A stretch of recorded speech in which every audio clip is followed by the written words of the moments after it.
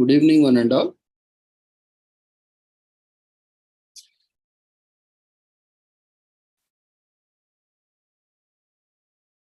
We welcome you all to the International Conference on Social Work, Social Sciences, Respecting Diversity, Inclusion, Social Action, and Sustainable Development 2023, commemorating Azadi Ka Amrit Mahotsav, Nation 75 years, celebrating 75 years of independence, United Nations Sustainable Development Goals 2015 to 2030, as part of awareness and campaigns, India's G20 presidency, an international webinar series on holistic health, well-being, and sustainable development 2022-2023, in collaboration with Sri Holistic Health Foundation India and Sri Research Institute Center for Art, Sciences, and Wellbeing, and all other collaborators. We welcome you once again to the 7th day of 10 days international conference. So before we start today's proceedings, let's take the blessings of Almighty.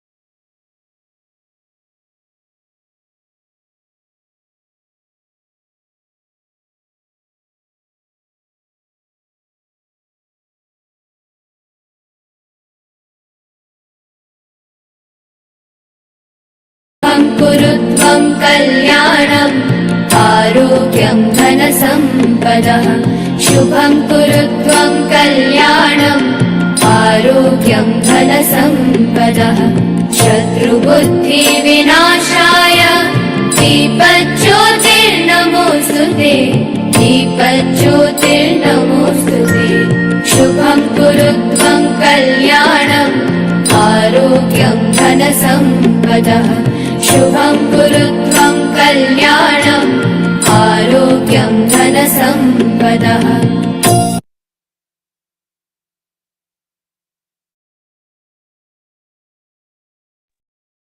With the blessings of Almighty, we shall continue with today's conference proceedings. Today, we are also commemorating World TB Day. It is Tuberculosis Day.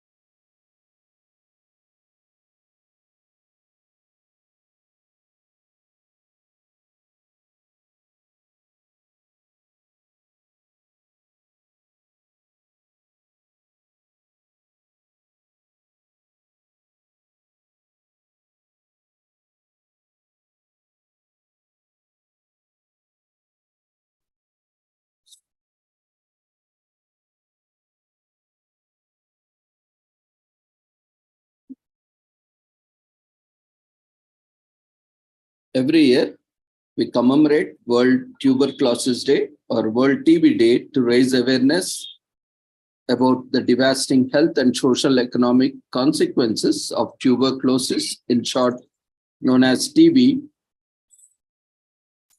to step up the efforts to end the global epidemic. The date marks the day in 1882 when Dr. Robert Koch announced that he had discovered the bacterium that causes TB, which opened the way towards diagnosing and curing the disease. So on every 24th March, every year is commemorated as World Tuberculosis Day. This year, we have the theme, Yes, we can end the TB.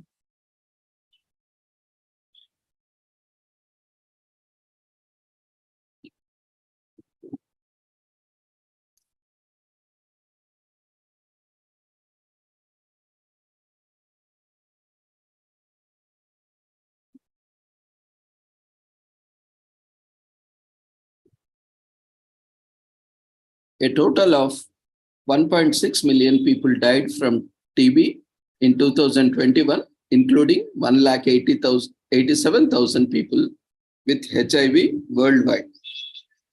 TB is the 13th leading cause of death and the second leading infectious killer after COVID-19, above HIV and AIDS. In 2021, an estimated 10.6 million people fell ill with tuberculosis worldwide. 6 million men, 3.4 million women, and 1.2 million children. TB is present in all countries and age groups, but TB is curable and preventable. In 2021, 1.2 million children fell ill with TB globally. Child and adolescent TB is often overlooked by health providers and can be difficult to diagnose and treat. In 2021, the 30 high TB burden countries accounted for 87% of new TB cases. Multi-drug resistance TB, MDR TB in short, remains a public health crisis and a health security threat. Only about 1 in 3 people with drug-resistant TB access treatment in 2020. Globally, TB incidence is falling at about 2% per year, and between 2015 and 2020, the cumulative reduction was 11%. This was over halfway to the end TB strategy milestone of 20% reduction between 2015 and 2030. An estimated 66 million lives were saved through TB diagnosis and treatment between 2000 and 2020. Globally, close to 1 in 2 TB-affected households face costs higher than 20% of their household income, according to the latest National TB Patient Survey data. The world did not reach the milestone of 0% TB patients and their households facing catastrophic costs as a result of TB disease by 2020. By 2022, $13 billion is needed annually for TB prevention, diagnosis, treatment, and care to achieve the global target agreed at the UN high-level meeting on TB in 2018. Funding in low and middle-income countries, LMICs, in short, that account for 98% of the reported TB cases falls far short of what is needed. Spending in 2020 amounted to $5.3 billion, less than half, 41% of the global target. There was an 8.7% decline in spending between 2019 and 2020 from $5.8 billion to $5.3 billion, with TB funding in 2020 back to the level of 2016. Ending the TB epidemic by 2030 is among the health targets of the United Nations Sustainable Development Goals, SDGs. So tuberculosis is caused by bacteria, Mycobacterium tuberculosis, that most often affect the lungs. Tuberculosis is curable and preventable. TB is spread from person to person through the air. When the people with lung TB cough, sneeze, or split, they propel the TB germs into the air. A person needs to inhale only a few of the germs to become infected. About a quarter of the global population is estimated to have been infected with TB bacteria, but most of the people will not go on to develop TB disease. Some of will clear the infection. Those who are infected but not yet ill with the disease cannot transmit it. People infected with the TB bacteria have a 5 to 10% lifetime risk of falling ill with TB. Those with compromised immune systems, such as people living with HIV, malnutrition, or diabetes, or people who use tobacco, have a higher risk of falling ill. When a person develops active TB disease, the symptoms such as cough, fever, night sweats, or weight loss may be mild for many months. This can lead to delays in seeking care and results in transmission of the bacteria to others. People with active TB can infect 5 to 15 other people through close contacts over the course of a year. With proper treatment, 45% of HIV negative people with TB on average and nearly all HIV positive people with TB will die. Tuberculosis mostly affects adults in their most productive years. However, all age groups are at risk. Over 80% of the cases and deaths are in low and middle income countries. People who are infected with HIV are 16 times more likely to develop active TB. See, the risk of active TB is also greater in persons suffering from other conditions that impair the immune system. People with undernutrition are 3 times more at risk. Globally, in 2021, there were 2.1 million new TB cases that were attributable to undernutrition. Alcohol use disorder and tobacco smoking increased the risk of TB. In 2021, 0.7 million new TB cases worldwide were attributable to alcohol use disorder and 0.9 million were attributable to smoking. TB occurs in every part of the world. In 2021, the largest number of new TB cases occurred in World Health Organization, Southeast Asian region, with 46% of new cases, followed by the World Health Organization African region with 23% of new cases, and World Health Western Pacific with 18%. In 2020, 87% of new TB cases occurred in 30 high TB burden countries. 8 countries accounted for more than 2/3 of the global total: India, Indonesia, China, and Philippines, Pakistan, Nigeria, Bangladesh, and the Democratic Republic of the Congo. Common symptoms of active lung TB are cough and sputum and blood at times, chest pains, weakness, weight loss, fever, and night sweats. World Health Organization recommends the use of rapid molecular diagnosis tests as the initial diagnostic test in all persons with signs and symptoms of TB, as they have high diagnostic accuracy and will lead to major improvements in the early detection of TB and drug-resistant TB. Rapid tests recommended by World Health Organization are the Expert MTB, RIF Ultra, and TrueNat assays. Diagnosing multi-drug resistant and other resistant forms of TB, as well as HIV-associated TB, can be complex and expensive. Tuberculosis is particularly difficult to diagnose in children. TB is treatable and curable disease. Drug-susceptible TB disease is treated with a standard 4-month or a 6-month course of 4 antimicrobial drugs that are provided with support to the patient by a health worker or trained treatment sponsor or supporter. Without such support, treatment adherence is more difficult. Since 2000, an estimated 74 million lives were saved through TB diagnosis and treatment. People living with HIV are 16, uncertainly interval 14 to 18 times more likely to fall ill with TB diseases than people without TB. HIV and TB form a lethal combination, each speeding the other progress.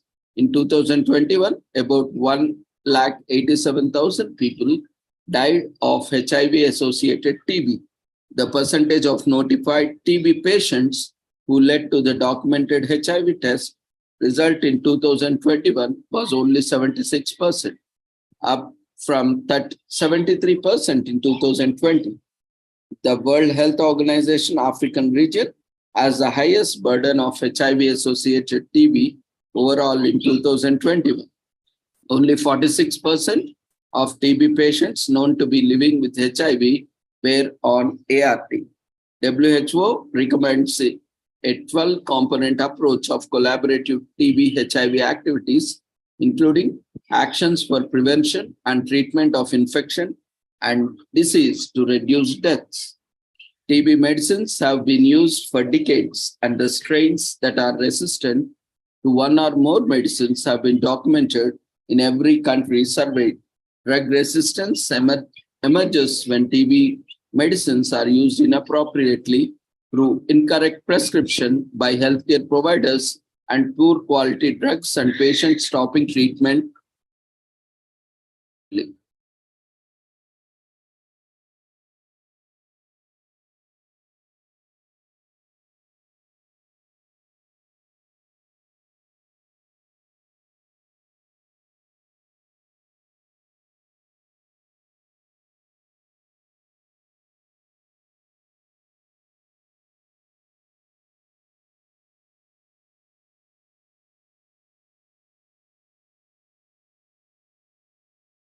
Multi-drug resistant tuberculosis, MDR-TB, is a form of TB caused by the bacteria that do not respond to isoniazid and rifampicin, the second most effective first-line TB drugs. MDR-TB is treatable and curable by using second-line drugs. However, second-line treatment options are limited and require extensive chemotherapy of at least 9 months and up to 20 months of treatment with medicines that are expensive and toxic. In some cases, where more extensive drug resistance can develop, TB caused by bacteria that do not respond to the most effective second-line TB drugs can leave patients with limited treatment options. MDR-TB remains a public health crisis and a health security threat.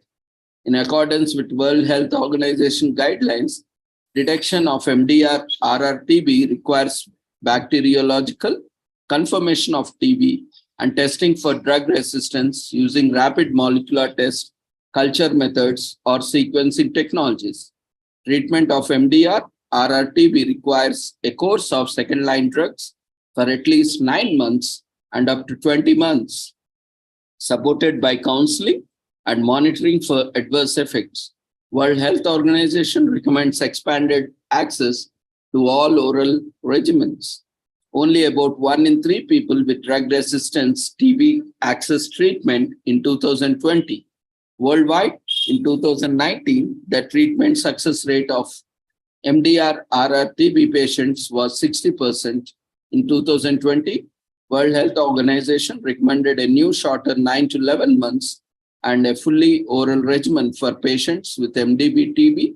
Research findings have shown that the patients find it easier to complete the regimen compared with longer regimens that last up to 20 months. Resistance to fluoroquinolones should be excluded prior to the initiation of the treatment with this regimen. By the end of 2021, 92 countries started using shorter MDR-TB treatment regimens, and 109 had started using bedaquiline in an effort to improve effectiveness of MDR-TB treatment. World Health Organization set TB strategy target of no TB patients and their households facing catastrophic costs as a result of TB disease, monitored by the countries and World Health Organization. Since WHO 67.1 End TB strategy was adopted in 2015, shows that the world did not reach the milestone of 0% by 2020. According to the results of 27 national surveys on costs faced by the TB patients at their households, the percentage facing catastrophic costs ranged from 13% to 92%, and the pooled average weighted for each country's number of notified cases was 48%. So total cost was greater than 20% annual household income.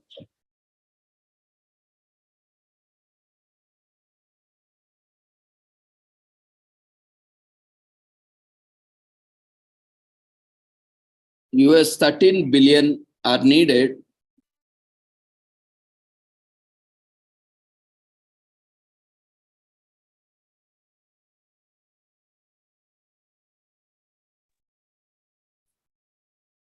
US $13 billion are needed annually for TB prevention, diagnosis, treatment, and care to achieve global targets agreed on at the UN high levels TB meeting. There was a decline in global spending on essential TB services from US $6.0 billion in 2019 to US $5.4 billion in 2021, which is less than half of the global target. Of the US $5.4 billion spent on the tuberculosis care and services in 2021, 79% was from domestic sources, with the BRICS countries comprising of Brazil, Russian Federation, India, China, and South Africa, accounting for US $2.7 billion, 64% of the total domestic funding. In low and middle income countries, international donor funding remains crucial. The main source is the Global Fund to fight AIDS, tuberculosis, and malaria, the Global Fund. The United States government is the largest contributor of the funding of the Global Fund and also the largest bilateral donor. Overall, it contributes close to 50% of the international donor funding for TB. For research and development, according to the Treatment Action Group, only US $0.9 billion were available in 2020 of the US $2 billion required per year to accelerate the development of the new tools. At least an extra US $1.1 billion per year is needed to accelerate the development of new tools.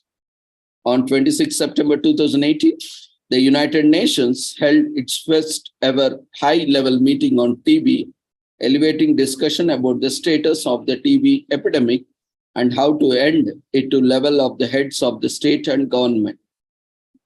It followed the first global ministerial conference on TB, hosted by World Health Organization and the Russian government in November 2017. The outcome was a political declaration agreed by the UN member states in which existing commitments to the SDGs and the World Health Organization sent TB strategy were reaffirmed and new ones added. SDGs target 3.3 includes ending the TB epidemic by 2030. The End TB strategy defines milestones for 2020 and 2025 and the targets for 2030 and 2035 for reductions in TB cases and deaths. The targets for 2030 are a 90% reduction in the number of TB deaths and 80% reduction in TB incidence rates, new cases per 1 lakh population on per year compared with the levels in 2015. The milestones for 2020 were a 35% reduction in the number of TB deaths and a 20% reduction in the TB incidence rate. The strategy also includes a 2020 milestone that no TB patients and their households face catastrophic costs as a result of TB disease was not able to be achieved.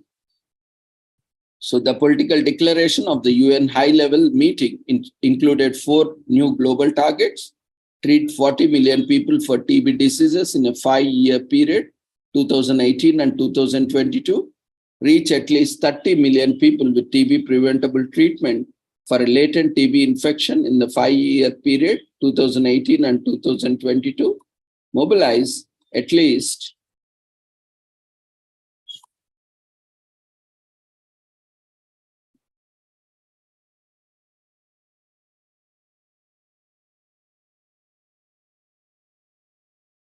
US $2 billion annually for TB research.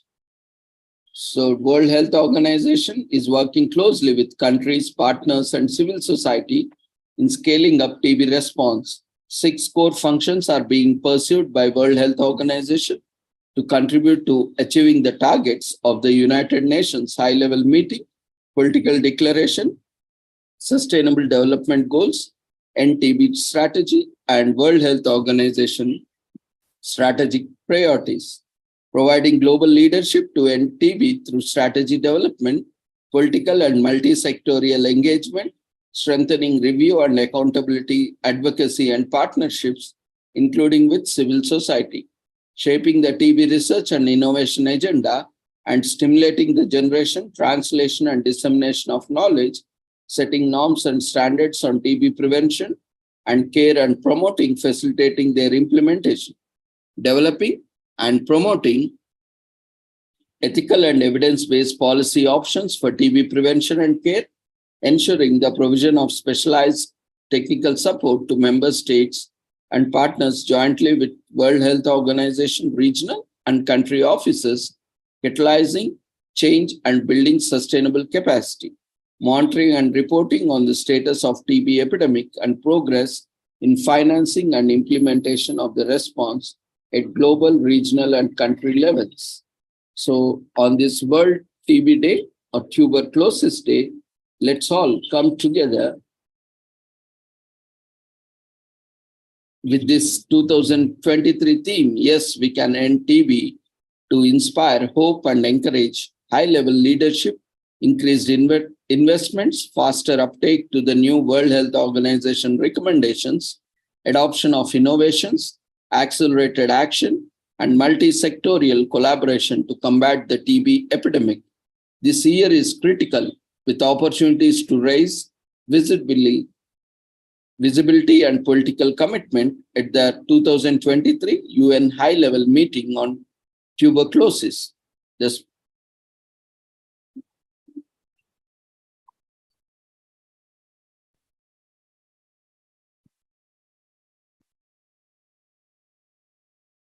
So let's take pledge to create awareness and prevent TB.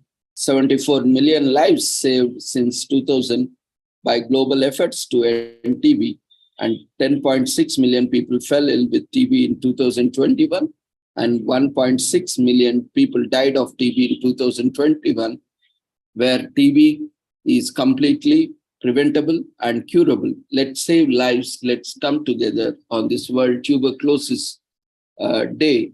And yes, we can end TB with all our collaborative efforts. With this, we shall end the commemoration of World Tuberculosis Day, and we all can play an active role in preventing tuberculosis.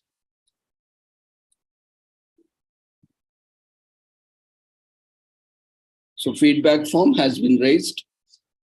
For the first session, we request everyone to quickly fill up the feedback form in the form of polls.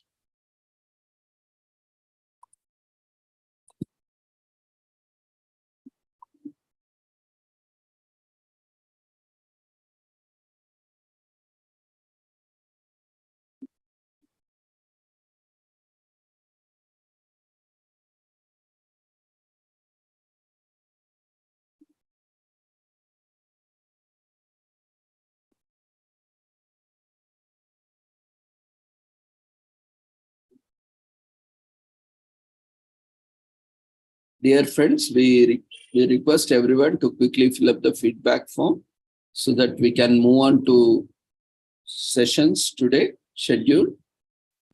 Today, we have with us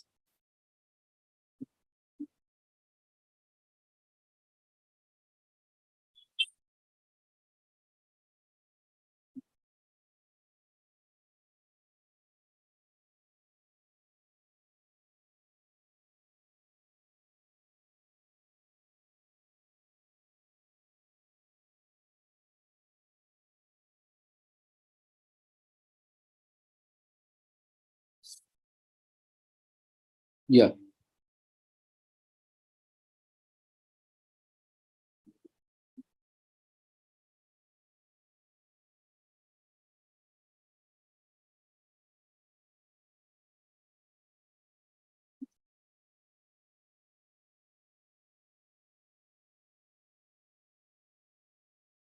Today and tomorrow, we have with us EQ4Peace team, who would be talking on the topic positive mental health. As part of the team, we have Mr. Matt Perliston, who is our good friend of ours, has been regularly contributing on our various platforms in various events. And he is also having more than around 4 decades of experience advocating, promoting, teaching emotional intelligence from California, USA. EQ4Peace Worldwide, and we have Mr. Razakan from London, UK, and Dr. Chella Krishnaveer Abhishek from Andhra University, Andhra Pradesh, and we have Mr. John Aslegu from Lagos, Nigeria, and Mrs. Farah Sarosh from Lucknow, India, and finally myself, Dr. Ravindra RM from India. So now I would like to invite the first speaker for the day, Mr. Matt Perliston from EQ4Peace Worldwide, California, USA, to deliver his talk on positive mental health, what it is and how to do it. We welcome you, Matt, to the international conference.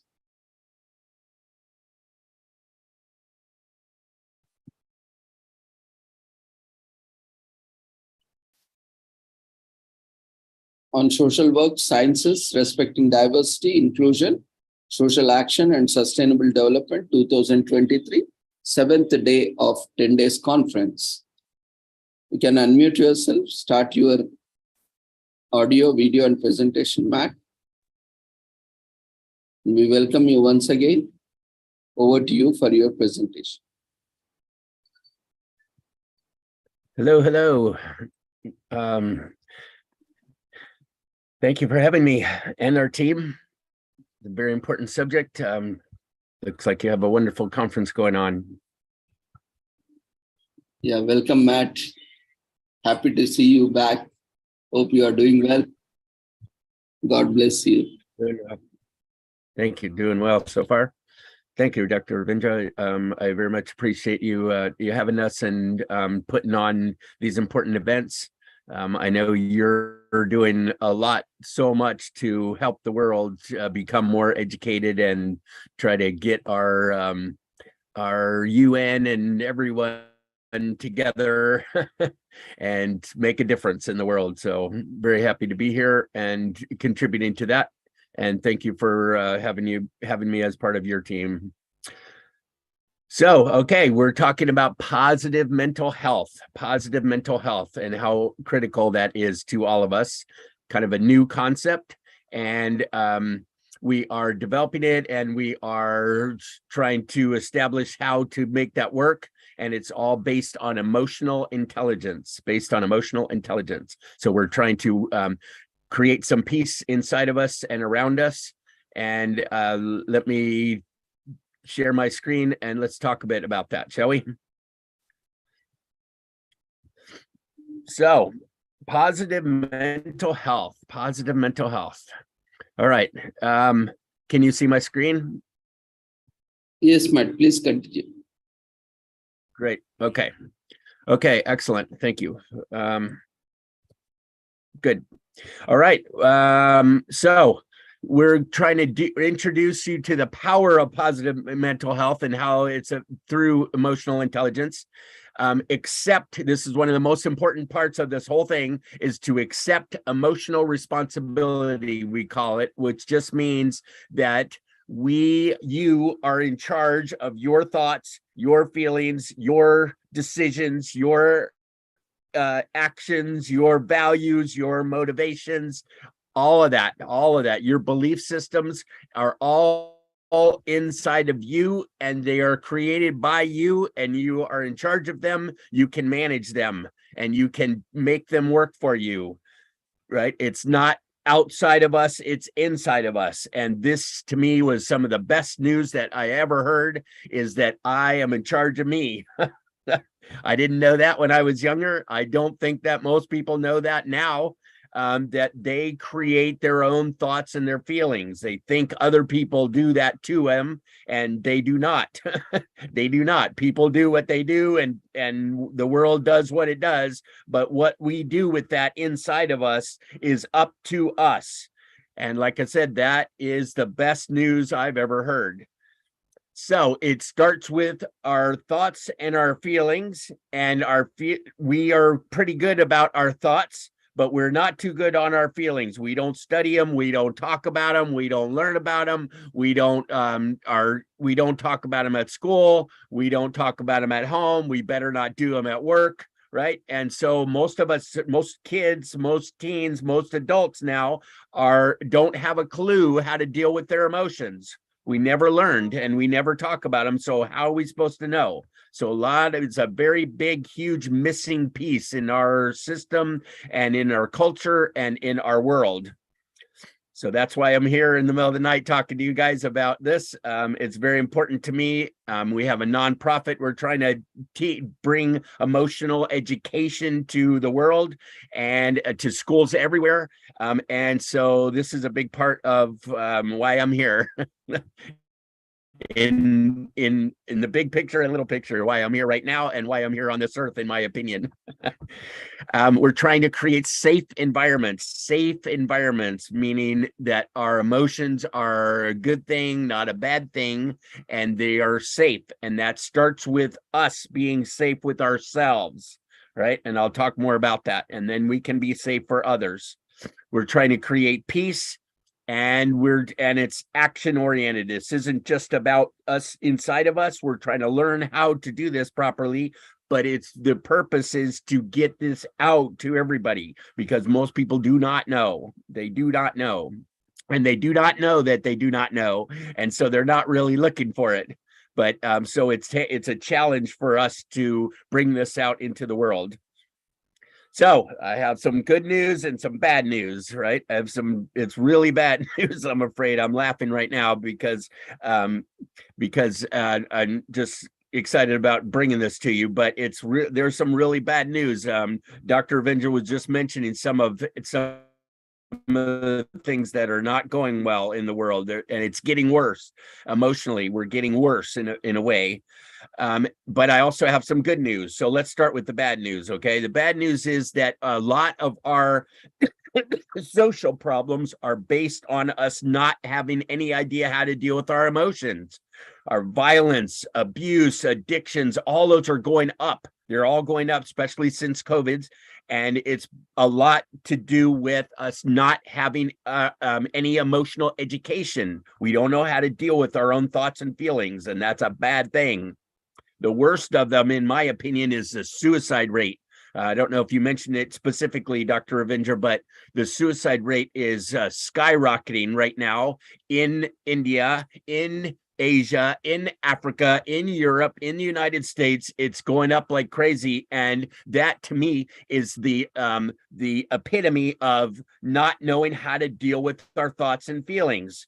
People are left with themselves and they don't know how to deal with it. They think it's not going to change. They don't know. They think they're stuck there, and they're saying, I can't do this. I won't do this. I can't do this. What people say to themselves. Of course they can, but they tell themselves they cannot.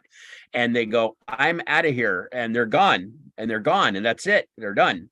Here's a graphic a fairly recent graphic on just in India, of how bad the suicide rate. Look at that. Look at it. It's just shooting up since COVID. So that's one of the main things. If you guys know anybody who's committed suicide or have heard about some of it, they don't put it in the news very much because it's such a sad state of affairs. But if you know somebody that's done that, it's such a weird feeling to lose somebody and to know that we could have maybe done something. We could have done something different. They obviously didn't know how to deal with themselves. And it's just, I've known a number of people who have committed suicide, and it's awful. We were talking about it yesterday with my wife, and it's just awful feeling. Anyway, divorce, divorce is going up. I'm not sorry. Actually, I feel what I feel, and it's okay to express negative feelings. Part of my point here. Divorce is going up. Mental health issues are going up. Luckily, we are now becoming more aware of this, more aware of our mental health. And we're saying now that we can take the mental health, which is usually negative. We're usually talking about problems and issues and disorders, right? And negative, and all mental health is like this heavy subject. But I'm saying we can have it be positive. We can make our mental health positive. We can learn from our problems, from our negatives. We don't ignore them. We deal with them, and we learn how to deal with them effectively so that we can have more positives. So we can be better, not worse, because of what's going on. They've also linked emotional issues in our body to physical issues in our body, right? They are now linking those. They're calling them the ACE studies. They're famous ACE studies. I think I have a slide on a little later. Adverse childhood experiences. The medical community has been able to associate, have connecting the more bad things, really bad things that happen to you as a child, the more likely you are to have medical problems, behavioral problems, mental health problems. It's kind of like, no kidding, right? If you grew up in pain, you're probably going to keep that pain inside of your body, and your body starts to break down and you don't know how to deal with it. So you're behaviorally, you break down, etc. So we are connecting emotions with physical and behavioral health, and that's a big deal. That's a very, very big deal, and it's even more important for us to learn how to deal with our problems, because our negatives, because a lot of people have a bunch of them. A lot of bad things happen to us and we don't know how to deal with it. So this is very important. Crimes going up, wars, it's just it's some really bad things are happening because people don't know how to deal with their emotions. Some are saying I think it's the worst problem in the world today is the lack of emotional education, right? So this is the good news. The good news is these are teachable skills. We can be happy, we can be successful, we can be peaceful. They're teachable skills. We're not born with this stuff, right? But we can learn how to do it. We can learn how to do it. This is maybe the best news you ever heard, possibly. The bottom line is that no matter what happens outside of us, we have the power to control what happens inside of us. A lot of things in our lives we cannot control, right? But there's a lot of things inside of us that we can control. We just don't know how. So this is like I said, some of the best news I've ever heard was that I am in charge of myself. You are in charge of you. And what are we finding is that if you can take this leap, as we call it, which means that you stop blaming, you stop thinking that they did it to me, that it's the environment, that it's the government, that it's my teacher, that it's my parents, that it's my kids, that's my wife, that all this stuff that makes us angry or hurts our feelings or does stuff to us, they don't. They do what they do. They just do what they do. We then can take that and do stuff with it inside of us, and we can shift it. We can change it. We can adjust it. We can make it more positive on purpose. And that's a beautiful thing. And what we're finding is that if you can take that leap where you are responsible for your own thoughts and feelings, for real, not some of them, all of them, then you can do some amazing things with your life. If you don't, if you still think it's them that's doing it to you, you become a whiner and a blamer and a victim, and they're doing it to me, and it's them, and it's all this stuff that I can't control, and it doesn't go well. It's not going to go well. I guarantee it's not going to go well. If you can say, no, it's me, I can change this stuff, then you can do great things with yourself. So it all starts with emotional intelligence. You've probably heard this term now. It's a pretty popular term, I'm happy to say. Sadly, it is popular because it's going so badly. That's why a lot of people are going, wow, this is not working. This is not working. And so they're trying to figure out what's going on. And so we're finding that it's called emotional intelligence, which we do not have. It being smart with our heart, or being smart with our right brain, our passionate side, our feelings. So it's about emotional intelligence. You guys probably know that this very famous book, kind of a world changer, It was rated, it's on the number 5 on the Time magazine's most influential books of all time is this book from Daniel Goleman called Emotional Intelligence, Why It Can Matter More Than IQ, which means, right, IQ is our left brain, is our logical side, is our cognitive, logical brain. Analytical side is on our left side of our brain, right? It's split in two. The right side of our brain, however, is our emotions, our feelings, our creativity, our senses are all on the right side of our brain. Well, we concentrate on the left side. We're pretty good at our left side. Our cultures are based on our left side. Our schooling is based on our left side. That's great. That's good. We're good. We're pretty good about that. However, we're missing a big piece of this. Half of the puzzle is missing. We don't really learn much about our right side, about our IQ, our EQ. So Daniel Goleman said, emotional intelligence, why it can matter more than IQ. We're calling EQ so you can differentiate IQ, EQ, okay? People get it that way. IQ and EQ, if you put them together, I said here, equals LOL, which means you get your act together, you can do some amazing things if you work on both sides of our brain. So EQ actually stands for emotional quotient, which is a measure, which is quantification of our emotions, which is kind of weird if you think about it. But it's important to differentiate, to see the difference between our IQ and our EQ, and we need both. So Daniel Goleman also says that emotional intelligence, these are the 4 big skills of emotional intelligence. Knowing yourself first. So awareness first. We always got to be aware first. We can't do anything until we're aware. So awareness first of ourselves, not them, us first. Second, self-management, which means, okay, when I'm aware of me, what do I do with me? What do I do? How do I speak to people? How do I talk? How do I do my life? How do I handle my emotions? What do I do with my work? What do I do financially? All that kind of stuff. What do I do with me once I'm aware of me? Okay, so self-management, self-awareness, then self-management. Third is social awareness. What about them, right? Knowing others, what's going on for other people.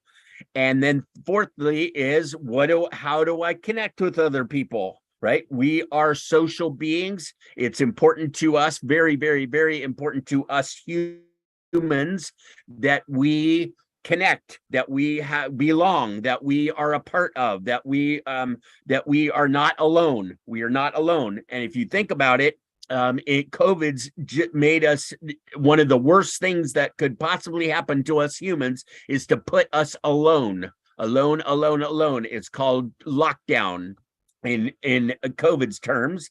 Actually, if you think about it, what do we do with the worst people in our society? We put them in jail, right? We get them out of the main population and we put them in jail, away from others. What do we do with the worst of them? What do we do with people that can't even deal with in prison? What do we do with them? We do the worst thing possible. We call it solitary confinement. We put them in a room by themselves. That's the worst thing we do to somebody besides executing them. We do solitary confinement in the prison systems, it's called.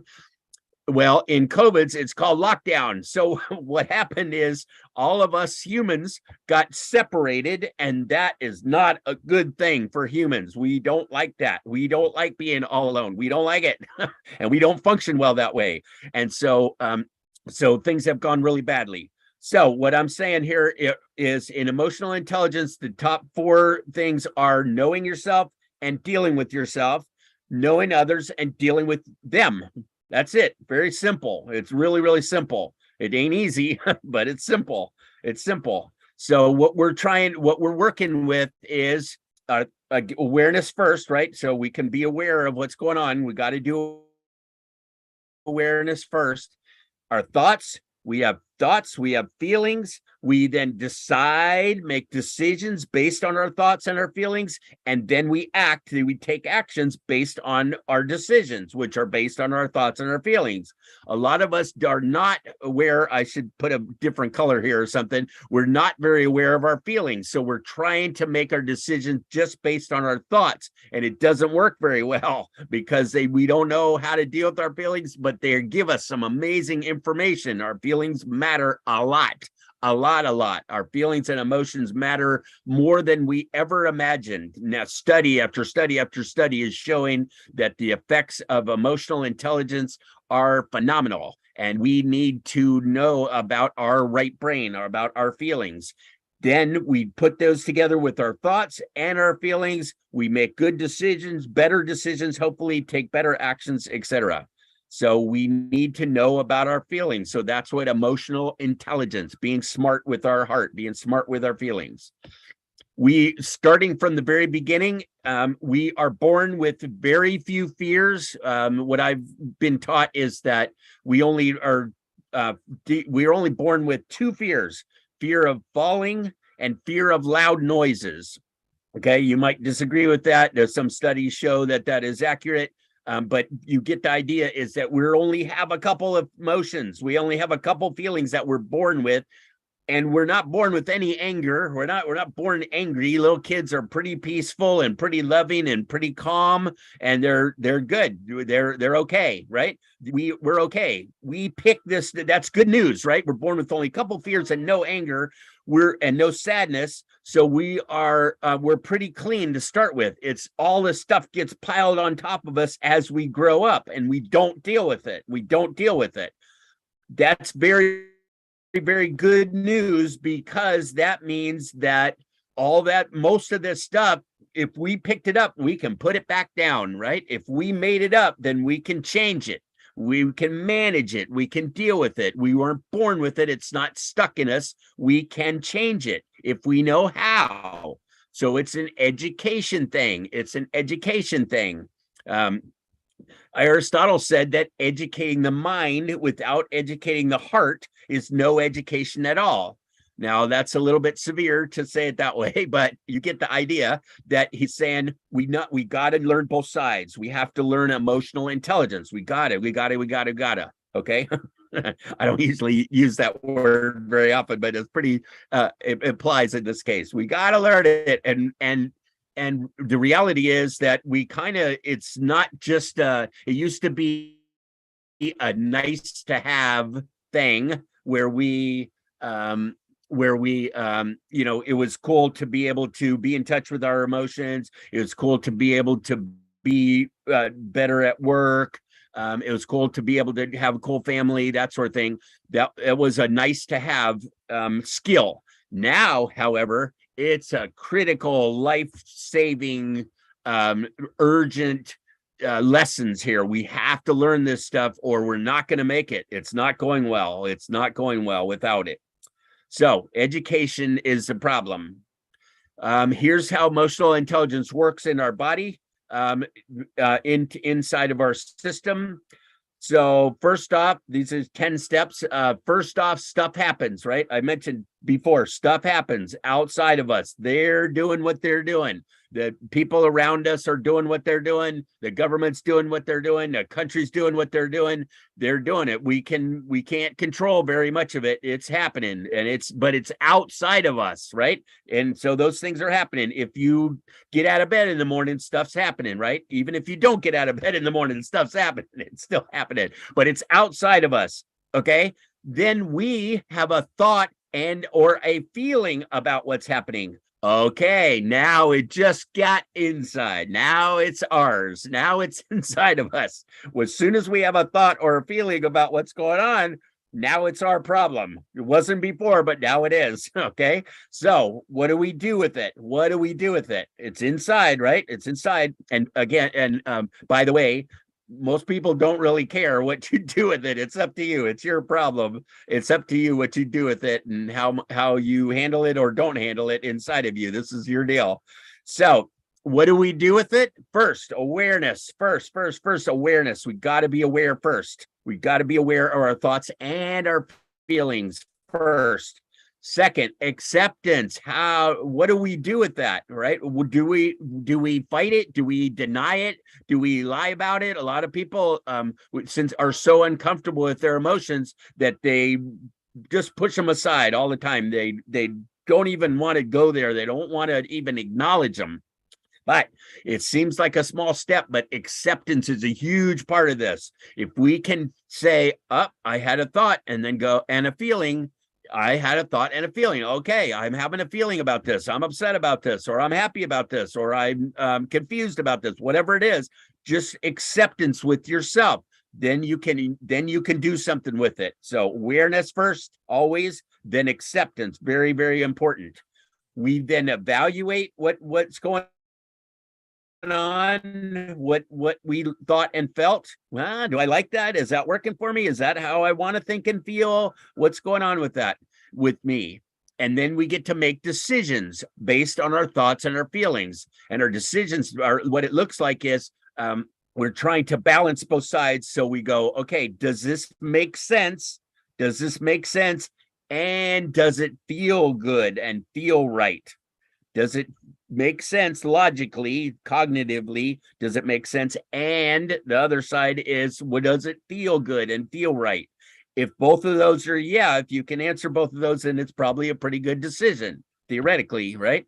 So we make decisions based on our thoughts and our feelings, and then we take action. Then we do something. We say something. We write something. We walk somewhere. We go to school. We don't go to school. We get a job. We don't get a job. Whatever it is, we are acting. Okay, so now it's back outside of us. So we can think and feel whatever we want. That's inside. But as soon as we take action, so warning, it's now outside, and now there might be consequences. Now you're getting other people involved. It's outside of you, but we got to do something. Even if, like I said, even if you stay in bed, that's an action. No action is an action. It's an action. So we got to do something. We're doing something.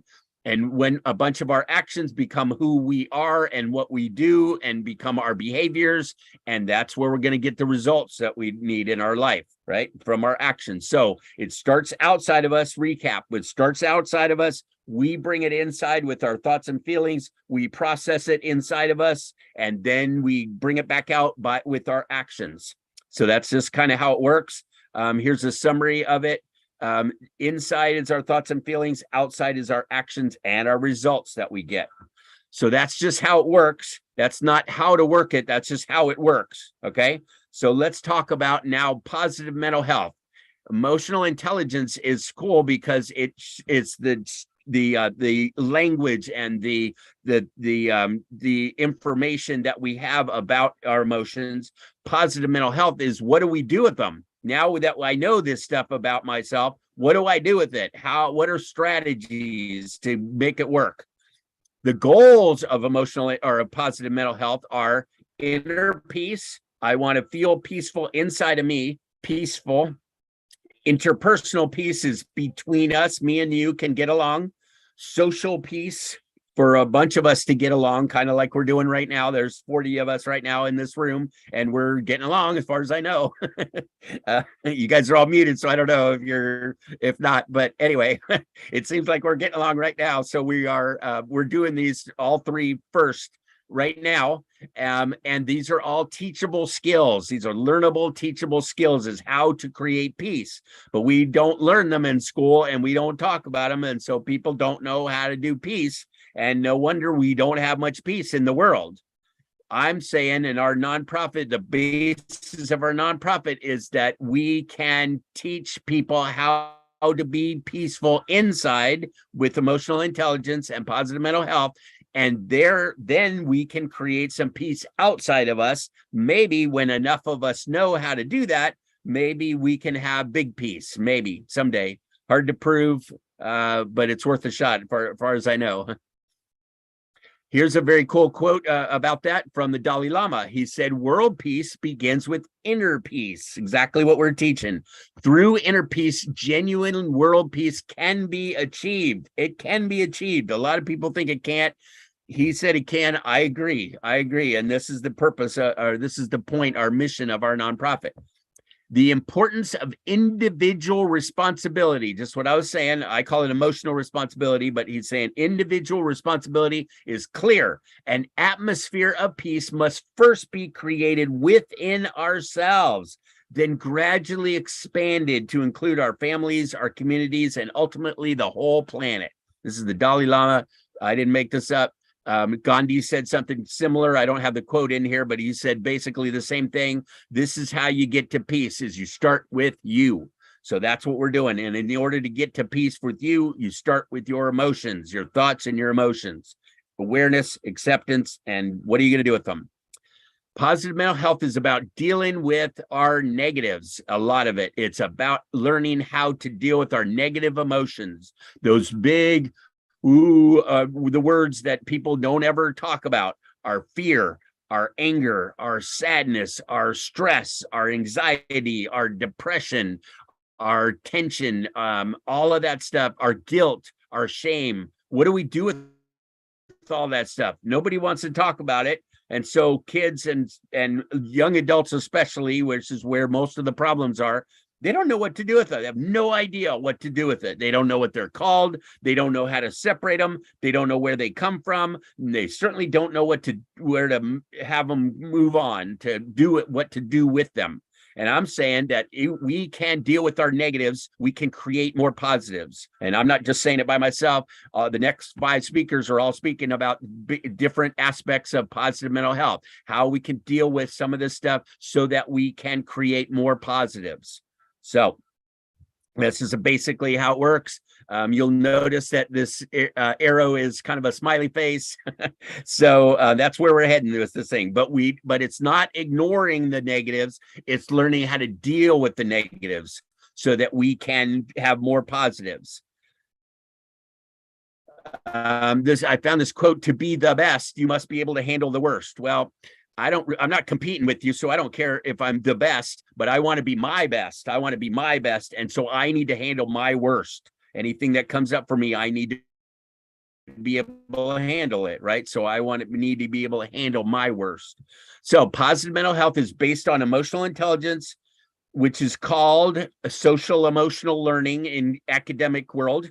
And it's based on positive psychology, right? Which is very popular now. Positive psychology said you can, with therapy, it used to be people were normal and people needed therapy were lower, had negatives, right? They have disorders and problems and stuff. And we go down so we could deal with our negatives and come back to normal. That was the point of therapy, was to come back to normal. Well, positive psychology said, no, we can do even better than that. We don't have to just come back to normal. We can actually do better than that. We can be resilient. We can be powerful. We can be loving. We can be happy. We can be successful, right? All that stuff. So we can do better. We don't just have to be normal. And so this is the same idea with positive mental health. We can deal with our negatives. We can come back to normal, and we can do better than that. We can do better, which is pretty cool, I think, and very fun. We can have better thoughts. We can think better thoughts. We can believe better beliefs. We can feel better feelings. We can make better decisions. We can take better actions. We can get better results, and we can live a better life. Pretty cool, right? And oh, by the way, how much does all this cost? I don't know that I have anything on here, on slide on this, but how much does all this cost? Nothing. Our emotions and our thoughts are inside of us. This is all inside of us, and we need to learn how to deal with them, which you might need to pay for someone to help you, or you might need some therapy, or you might need some coaching, or you might need to buy a book on it or take a class on it, that sort of thing. You might pay someone for their time. But once you have this information, it's yours. It's yours. It's all free. All emotions and thoughts are free. You want more? Close your mouth, close your eyes, go inside, and there's more. It's free. You're born with all of it. So that's another one of the magical qualities of positive mental health, that it's all free, all of it. So let's talk a little bit more specifics. Let's talk. I want to start with what it's not. Positive mental health, what it's not. It's not easy. right? I mentioned before, it's simple, but it ain't easy. Some of this stuff is hard. It's hard. And that's because we're dealing with negative stuff. It's not fun stuff sometime, and it's hard. In fact, sometimes it's some of the hardest things you ever do is to deal with your core anger and your biggest fears and your deep, deep sadness. That's tough. That's tough stuff. It's simple, right? It's simple. You go, hey, if you're really, really sad, let yourself cry and you'll feel so much better. Simple, right? How easy is that? It's not easy. It's not painless. It's not. Some of this is going to be uncomfortable and pretty yucky, actually. And so we're selling something that people are very afraid of and don't want sometimes. And so it's a tough sell, but it's so important. It's so important that we learn how to deal with this stuff. So it's not painless either. It's not a quick fix. Although it's pretty fast, you can learn it pretty quickly, right? Our IQ is kind of stuck throughout our life. Whatever we're born with, that's how much we can learn. But our EQ, on the other hand, we can dramatically increase our emotional intelligence pretty darn quickly by learning about ourselves, because we don't know much about it. And so we can learn it pretty fast. It's pretty neat. So, but it's not a quick fix. It's not going to fix everything right away. It's not a scam to try and get your money. I'm trying to sell you this kind of thing. I'm selling you on you. I'm not selling anything. I'm selling you on you. One of the hardest sell ever. It's not a way to hide and avoid our negatives. Well, kind of avoid. You can avoid some of them, actually. Some of them are optional, like anger is optional, guilt is optional, shame is optional, right? We don't have to have those. We don't have to need them. So we can avoid some of our negatives by being more positive and understanding ourselves. But it's not just a way to, oh, okay, everything's fine, I'll just be happy and positive and be, my wife calls it what's the word? Anyway, I lost the word right now. It'll come back to me. But it's not just acting like you're positive when you're not, right? It's really dealing with the negatives and really choosing to have a positive life. Yippee skippy, that's what she called it. You're all yippee skippy about things. You're like, everything's fine, and it's not. Everything is not fine. Some things are fine, some things are cool, but it's not everything is perfect all of a sudden. That's not what it's about. It's about being real. In fact, being more real than you may ever have been before. And it's not about being separate and alone. All right, this is one of the things, like I said, us humans don't like that. This is about being together and connecting and loving and being open and having people in your life, and for real. As you probably know, one of the longest studies done at Harvard University. They've been doing this study for 82 years. It's called the Garner study, and they are watching these people and going through their lives and getting feedback and asking them questions. How's this going? What's most important things to you? What are you missing? That kind of thing. And they very clearly defined that there's one main thing that people want to have a happy, successful life. One thing. What do you think it is? Connection. It's relationships. It's having people in your life that matter to you, and they do not have to be family. It doesn't matter who it is, but you need to find somebody to love and find somebody that you care about and stay connected with them, because that's up to you, right? Chances are maybe they'll come to you, but chances are you got to be responsible. You got to go to them, and you got to keep your relationships going. If you have family, you have friends, old friends, new friends, doesn't matter. Part of connecting and reaching out to people is about keeping those going, right? Keeping those going, keeping those relationships alive. They matter a lot. In fact, more than anything, they're saying more than anything. Pretty cool, right? So keep your connections alive. So let's talk about what positive mental health is, okay? It's the best news you may ever get, according to me. It's critical, life-changing, maybe life-saving, maybe. It's simple. A lot of this is really, really simple. It's not rocket science. It's pretty simple, but it ain't easy, like I said. It's super relevant and practical. It's the most relevant subject there is, in my opinion, 24/7, 365 365. We think, we feel, we can't not think, we can't not feel. We can try. A lot of people try, but you can't do it. So we probably should get good at these, right? Thinking and feeling is kind of important. We can't stop it. So until we're stopped. And so let's get good at it, shall we? It's free inside of each of us. Since the day we were born, this is all free stuff. It's pretty cool, right? Totally free. And it's kind of magical that way.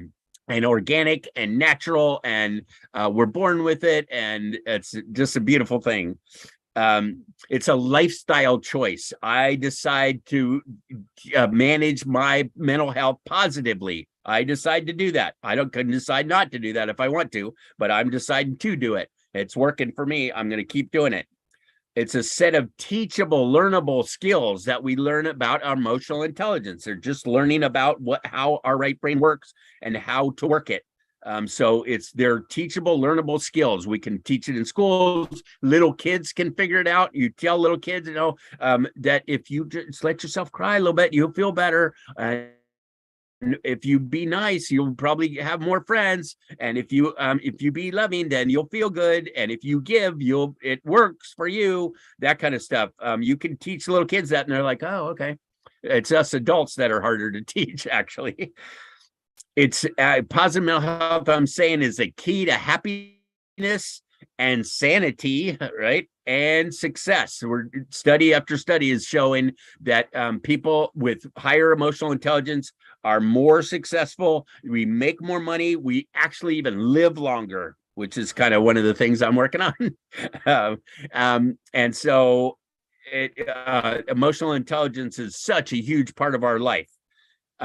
Dealing with the negatives of life in positive ways. That's what we're trying to do. Dealing with the negatives. There's always going to be negatives in our lives.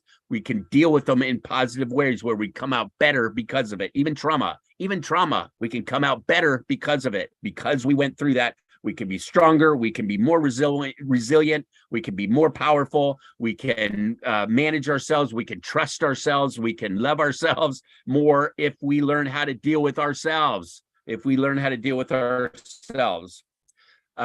a methodology that takes into account both sides of the brain. It's not just we're a left brain society. Like I said, our cultures are left brain focused, but we need to take into account both sides of our brain. And that's what this is about.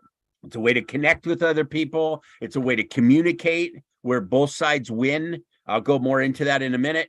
It's a way to get what you want in life, which is kind of a big deal.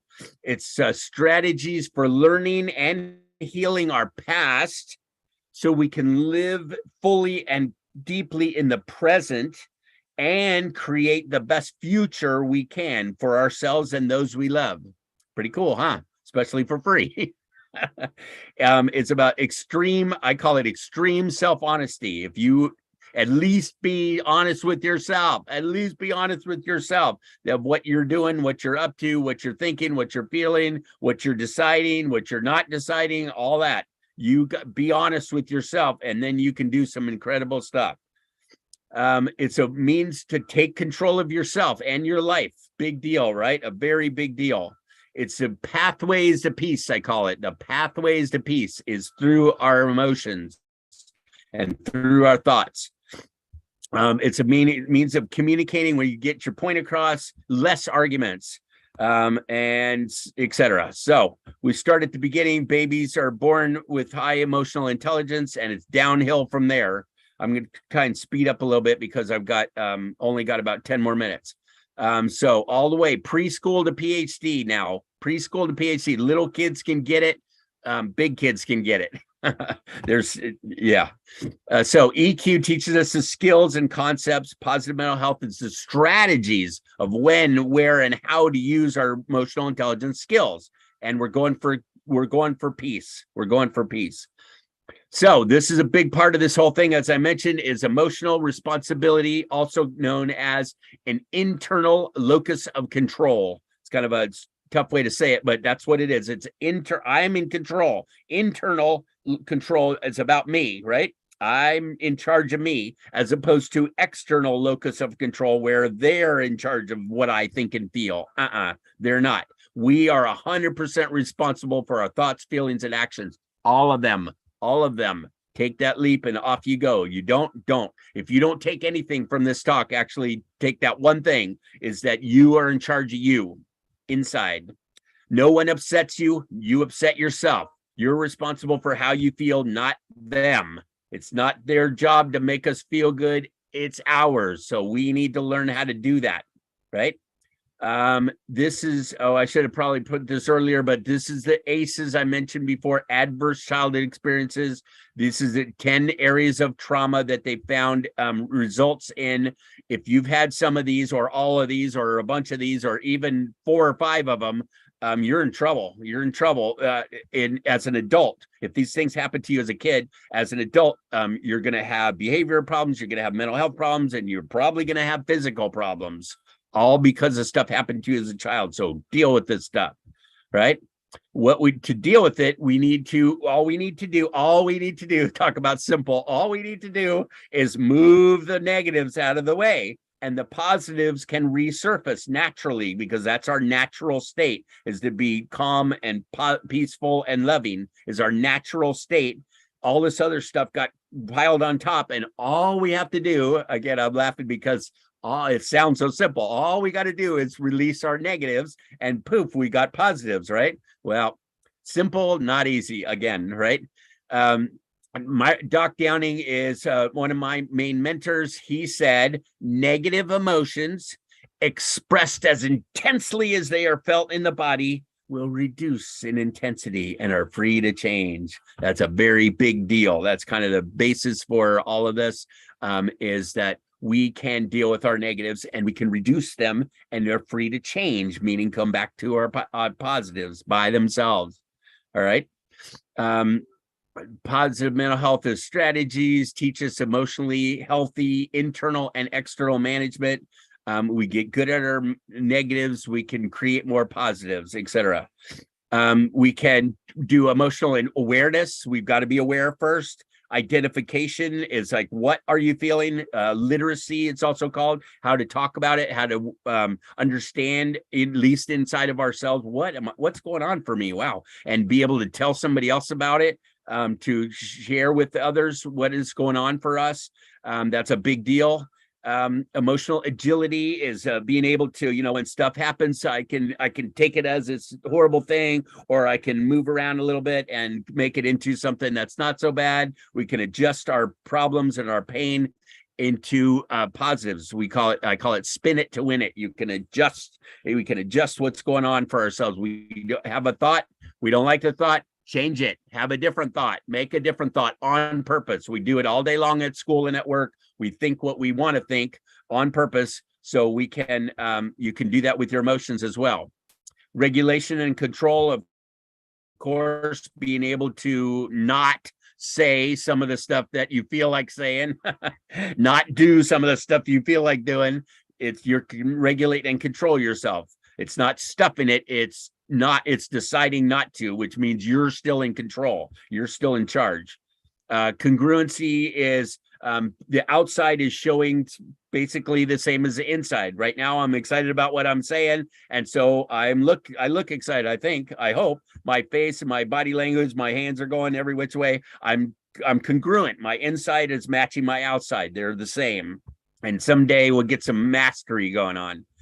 So some of the main skills, I like acronyms or hashtags. I'm not very smart on my IQ side, and so I need things real simple and clear and short. So one of the things is awareness is name it to tame it. If you can figure out what you're feeling, then that helps all by itself. Just figuring out what the heck is going on for you, naming it will help you tame it all by itself.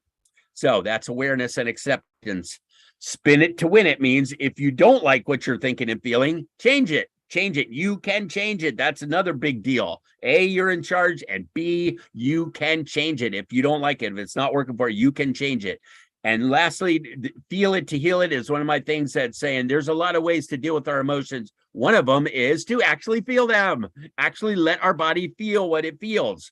And I suggest very strongly that every once in a while, you let yourself cry. And you let yourself be just angry. If you're upset and you're angry and frustrated, just just let yourself feel. You don't have to yell at anybody. You don't hit anybody. You don't hurt anybody. You don't hurt yourself. You just be angry. Let your body be angry. And then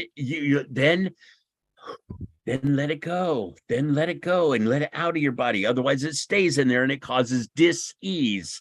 So feel it to heal it is a very big deal. You can take your negatives, feel them, and they naturally turn into positives. It's very, very cool.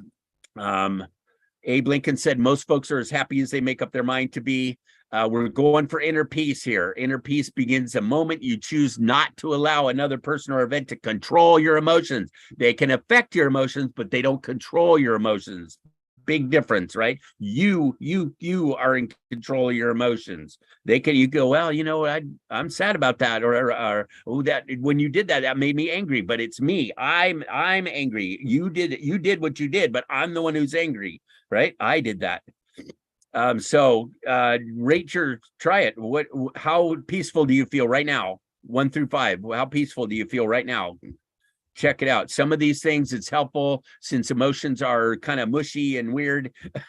It helps to jump over to the left side and quantify them. You're looking at them from your left side and you go, okay, I'm feeling about a 3 or a 5, right? A lot of times in medical now, they're in the emergency room. They're like, okay, rate your pain 1 through 10. How bad is it? And it helps you jump out of the feelings into the left side and look at it. But you can't just stay there. So rate your inner peace. How's it now? And maybe generally in like the last couple of days or last week or so, how peaceful do you feel in general? Right? And that might be helpful for you.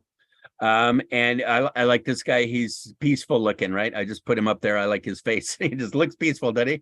It's a statue, but you get the idea. So we have a ton of English words in English, 4,000 or 5,000 words in English language that are about feelings. Good. It's very, very good to be able to describe your inner world emotionally and to have a really good vocabulary about your emotions. However, I also think it's really helpful to sum them up. These are the big 3 positives: joy, peace, and love. And these are the big 3 negatives: fear, anger, and sadness. Kind of everything boils down to these 3. If you can deal with your big fear, your biggest anger, and your deepest sadness, if you can deal with just these 3 to the extent that your body feels them, there isn't much that life can throw at you that you can't handle. You can handle almost anything if you can deal with these 3, just these 3. So man, I wish I had some more time here. Sorry. So awareness, acceptance, action. Awareness first, always accept it, and then decide to act or not to act. Okay. That's action. We got to exercise is very cool that teachers do and parents are doing now with that name it to tame it. What are you feeling? It just start the first 3, awareness and acceptance. So what is it you're feeling? Try to identify it, and you can feel more than one thing at a time. So you try to find them on this chart. This is from 6seconds.org, the number 6seconds.org. They've got some fantastic information on there. I highly suggest you go there if you want to learn more about it. This is what we use for kids. The question is, what are you feeling, not how are you feeling? Mostly, if you ask people how they're feeling, they usually tell you physically how they're feeling, but we're looking for emotionally, what are you feeling? So try that, and try just identifying every once in a while, what are you feeling? What are you feeling? And that help. That's in itself. That's first 2, right? First 2 steps all by itself. This is how we teach to transform negative feelings into positive. Awareness first, always. Acceptance, identification. Yeah, okay, that's what it is. Expression. How much do I want to express that? That's our personality, what we want to do with it for the rest of our lives. Then we release it. All right. Once you're angry or you're upset or whatever, you express it. Then let it go. Then let it go out of your body. Then once you let it go out of your body, you might have been keeping it in your neck or in your hands or in your lower back or whatever, then you can replace it. That there's a space in there that you can fill up with the positives, consciously transforming your negatives, letting them go, and fill up with positives on purpose, peace and joy and love. You can get it from your higher power. You can get it from other people. You can just imagine it. You can do a color, you can do a sound, whatever, but you're putting positives into your body on purpose, call it purposeful positivity, which is hard to say, purposeful positivity, but it's really important. And then lastly, rejoice. Yeah, I did it. I'm doing great. I encourage myself. I give myself a pat on the back for making it through these. Here's one of my big things is stop generational trauma. You do not have to treat your kids the way you were treated. You do not have to pass on what would happen to you, but it's tough. This is tricky. This guy in the middle, he got it, but he did not pass it on. And that's hard. That's hard because your body that's your lessons. That's your role models. That's what you think is real. It isn't. It isn't. You can be conscious about it and purposefully positive about it.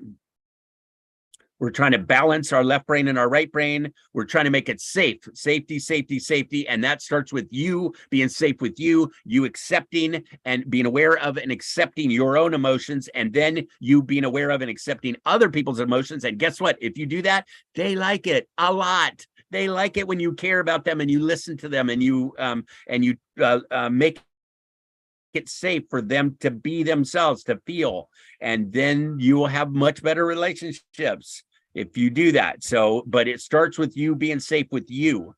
Name it to tame it, spin it to win it, feel it to heal it. I mentioned those things. Here's a big differences between what are you going to do about a problem? All right. What are you going to do? That's action. What are you going to do about a problem? But more importantly, or also is what do you do with the problem? What are you going to do with your thoughts and feelings about when you have a problem? So open and sharing, one of our biggest skills in EQ is being able to open our heart as much as we want and close it whenever we want to. If people are not safe, you can close it. And when people are safe or you want to be close to somebody, you open wide up and you can be intimate and loving and wonderful, no matter who it is, anytime, anywhere. And nobody needs to know about it. You can do it all by yourself. It's one of the greatest skills of EQ, in my opinion. Empathy, beautiful. Empathy, care, love, understand, compassion. It's number one. We have a big group on Facebook. We asked, what's the number one skill of EQ? Empathy, but definitely. Relationship skill, ability to open and close your heart and listen to people. Number one communication skill, listen. Stop, open up and listen to people. This guy has a great body language.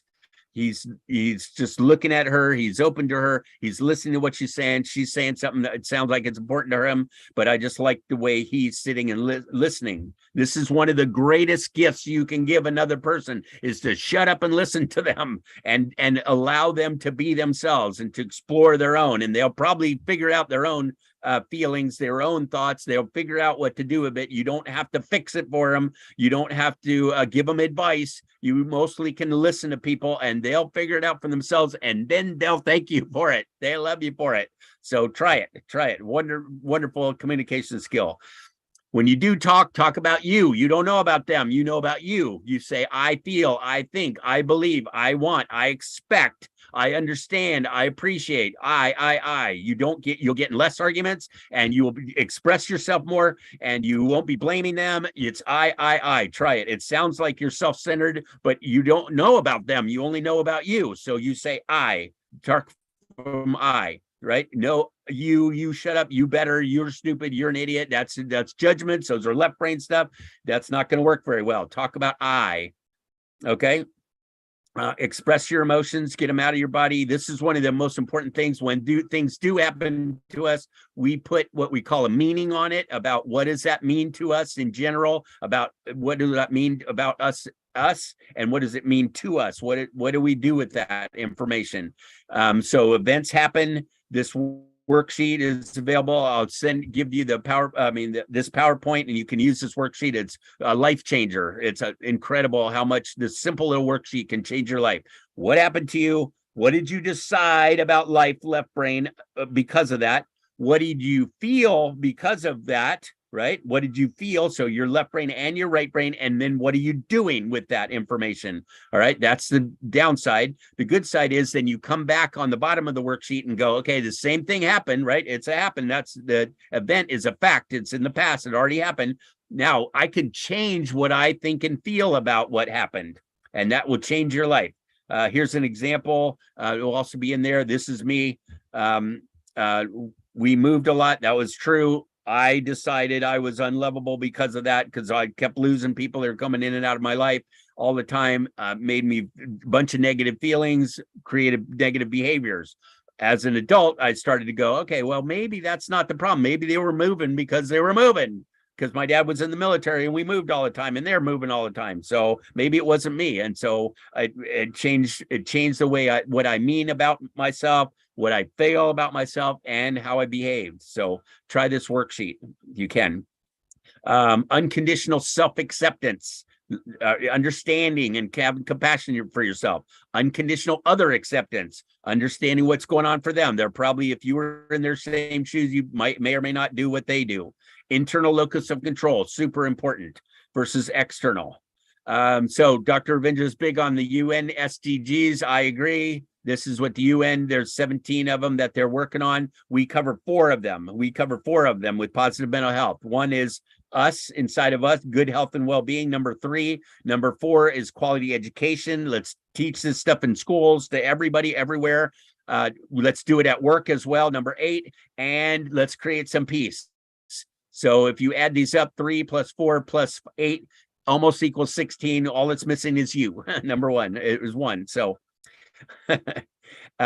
so takeaways from this. I'm almost done. Here we go. Feelings matter more than we ever imagined. Feelings matter more than we ever imagined. Give yourself permission to feel. Permission to Feel is a book, fantastic book by Dr. Mark Brackett from the Yale Center for Emotional Intelligence. But mostly it is the concept is to give yourself permission. That's empathy, self-empathy, self-compassion, and self-awareness. And be responsible for your own thoughts and feelings, at least to yourself, please. And know that you're always at choice. You're always at choice. And teach other people, please tell somebody else about this, because they don't know. They don't know that emotions matter. Most people don't know. I got some resources in here I'll give you later. This was a study done for kids. Teens would prefer to someone that to deal with positive mental health. And so give peas a chance. Give peas a chance. So positive mental health, be positive, adjust things, spin it to win it, make things more positive on purpose in your life. But first you got to take responsibility for all of it. So, all right. Sorry, I went a little bit over, but I got so much to say. I always have way too much to say. I got to say it real fast. I hope that was helpful.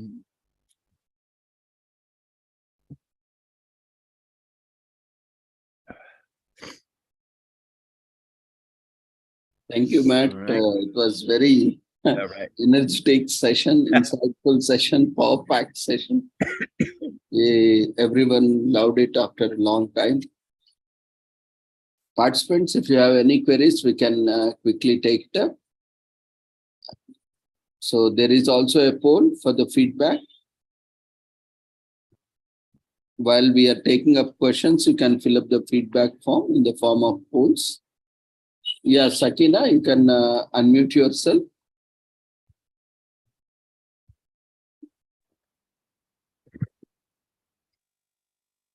Sorry, Good evening, took part of your Doctor. time, but... I'm here. Sorry.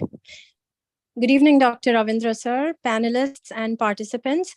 Good morning to you, Matt, and thank you for joining all the way from California. And most importantly, thank you for spreading awareness on this key topic of EI. Emotional intelligence is one of the most ignored yet crucial aspects of all human behavior. I have learned in early childhood education. I have been in early childhood education environment for many years, and we promoted and encouraged emotional as well as social intelligence in our young learners. So one of the key things I observed was children or young adults must feel free to express themselves, just like you said, exactly. Some key takeaways from your talk. They need to express themselves without being afraid or judged. They must not be sent for tough timeouts or any kind of isolation as a consequence of their behavior, rather given space encouraged to have open conversations so they feel emotionally connected and comfortable to express their thoughts and feelings. And I strongly feel that avoiding it will only have a snowball effect at a later stage in life, which can be detrimental for their mental health and well-being. So these were my thoughts, and just, similar to what you have expressed. So if I may add, I feel that all schools must prioritize emotional intelligence and include effective positive mental health measures for our young learners. Matt, thank you so much. It was an absolute vital and insightful talk with some key takeaways. And thanks again for sharing your thoughts and knowledge on this important topic. Nice. Thank you. You're welcome. And thank you for helping the kids learn this. So you're right on. And you must be pretty aware yourself. And we're trying to teach the teachers so that it can be a trickle down effect, right? So yeah, teachers, parents, and bosses need to know so they can share it. Right. Yes, it's a combination of, it's a teamwork of parents. When it comes to a child, then it's parents, teachers, and the child being the most important, because he or she should put in the effort as well. So yeah. Right on.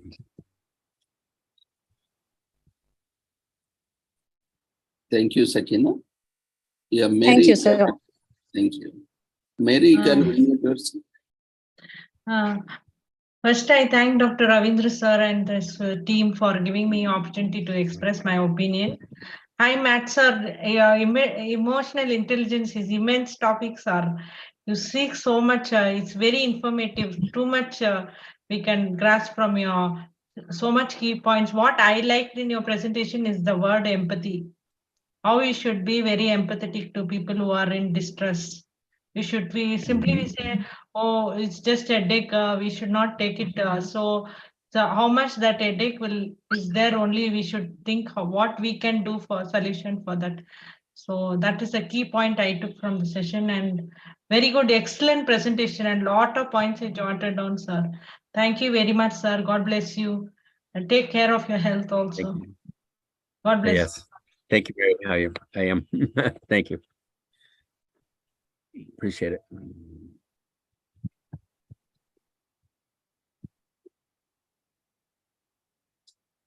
Anyone else would like to share? We can quickly take up one, and then we can move on to next session.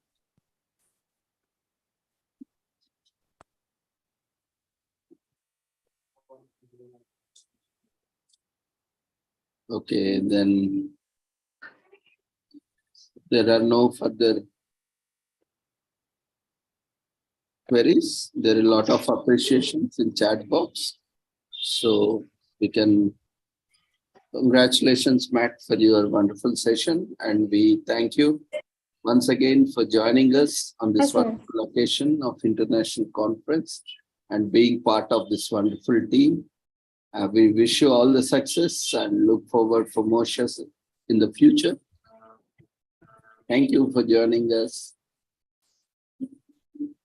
Thanks for having me, Dr. Ravindra. Very much. Thank you for all being a collaborator and providing wonderful resources to this international conference as a value addition. Thank you once again. So we will move on to our next team member of our EQ4Peace team on the topic of positive mental health. He is none other than Mr. Raza Khan. He is Digital Transformation Manager, Technology Coach, Trainer at SageMentor.com. He's joining from London, UK. Would be delivering his talk on importance of emotional intelligence, EQ, EI in positive mental health. We welcome you, Raza Khan, and we are happy to take you on board on this wonderful international conference on the 7th day. We welcome you. Dr. Ravindra, thank you very much for inviting me to this conference, and especially thank you, Matt, for inviting me to this conference, because I remember I did came to this conference last year, talked about the emotional intelligence, but obviously here we're talking about the emotional intelligence with the positive mental health. So if you can allow me to share my screen, that would be fantastic. Yeah, you can share your screen. Okay, perfect. Thank you very much. Let me just, okay. I'm gonna do this. Yeah, it's visible. Okay, perfect. Okay, so I think you all know that how close this particular subject is, how close is to our heart. So Matt has already talked about emotional intelligence and positive mental health and few other things, and he obviously gave away a lot of tools and strategies for you to apply. But I am not gonna use that, but I'm going to talk about a little bit more on the emotional intelligence side and how the emotional intelligence plays such an important role in our daily life. So I've got a little bit of agenda. The reason I put those pictures, because this is the environment which we actually move in. Either we are stressed, or we are dealing with the children, or we have emotional depressions or anxieties. But these all things came about because of lack of emotional intelligence and lack of positive mental health. Now, what I'm going to do, okay, so this is the agenda, just very briefly, and I'm hoping that I'm not going to take a lot more time, and I'll try to wrap it up as quickly as I can, or next 45 minutes, if you can bear with me. And then I will give you some tools as well to take away immediately, which you can apply on a daily basis to improve your positive mental health. Not only that, improve your own empathy. I know people are talking about the empathy with others is great, but the empathy with ourselves start first. If we don't do the empathy, if we don't love ourselves, what happens is that we don't love other human beings. So that's just the high level. I'm gonna show a couple of videos in there, and then I'm gonna ask the audience to be with me to be able to do the exercise, because that's important to take away in that. So I'm hoping to cram everything in together, but let's start with that. Okay, so let me give you a bit of my background, because where I come from, and sorry, let me just jump that. At the age of 2, I mean, I'll talk about that. At the age of 2, I was involved in the 2 near-death experiences, and those 2 near-death experiences wasn't the greatest thing for me, because when you're a 2-year-old child and you're involved in the back-to-back within a matter of 6 months, those experiences, what happens is that you become fearful, and the question is the why me? What is happening with me? Why this has happened to me? And then these questions we all ask until the age of middle age, or in the late the old age, which is 50, 60, whatever you want to call it, because that stays with us for that period of time until we decide to do something different about it. And that's the issue. So with me, I got to find out that what happened with me was only 15 years ago. That the 2 near-death experiences was the one that caused me the problem to become emotionally disturbed, and I was being called all sorts of names because I was creating a drama. I was angry, frustrated, and yet I was in the technology. And I know there may be technology people here, and I apologize, but technology people are the most introvert people, and they love to work with computers only, because the computers don't respond back. Human beings, they don't like human beings. I was one of them. I never liked human beings until recently. That because the human being actually respond back to you and fight with you. And then that's something which I have always scared, because the fear in me and the anger and the frustration.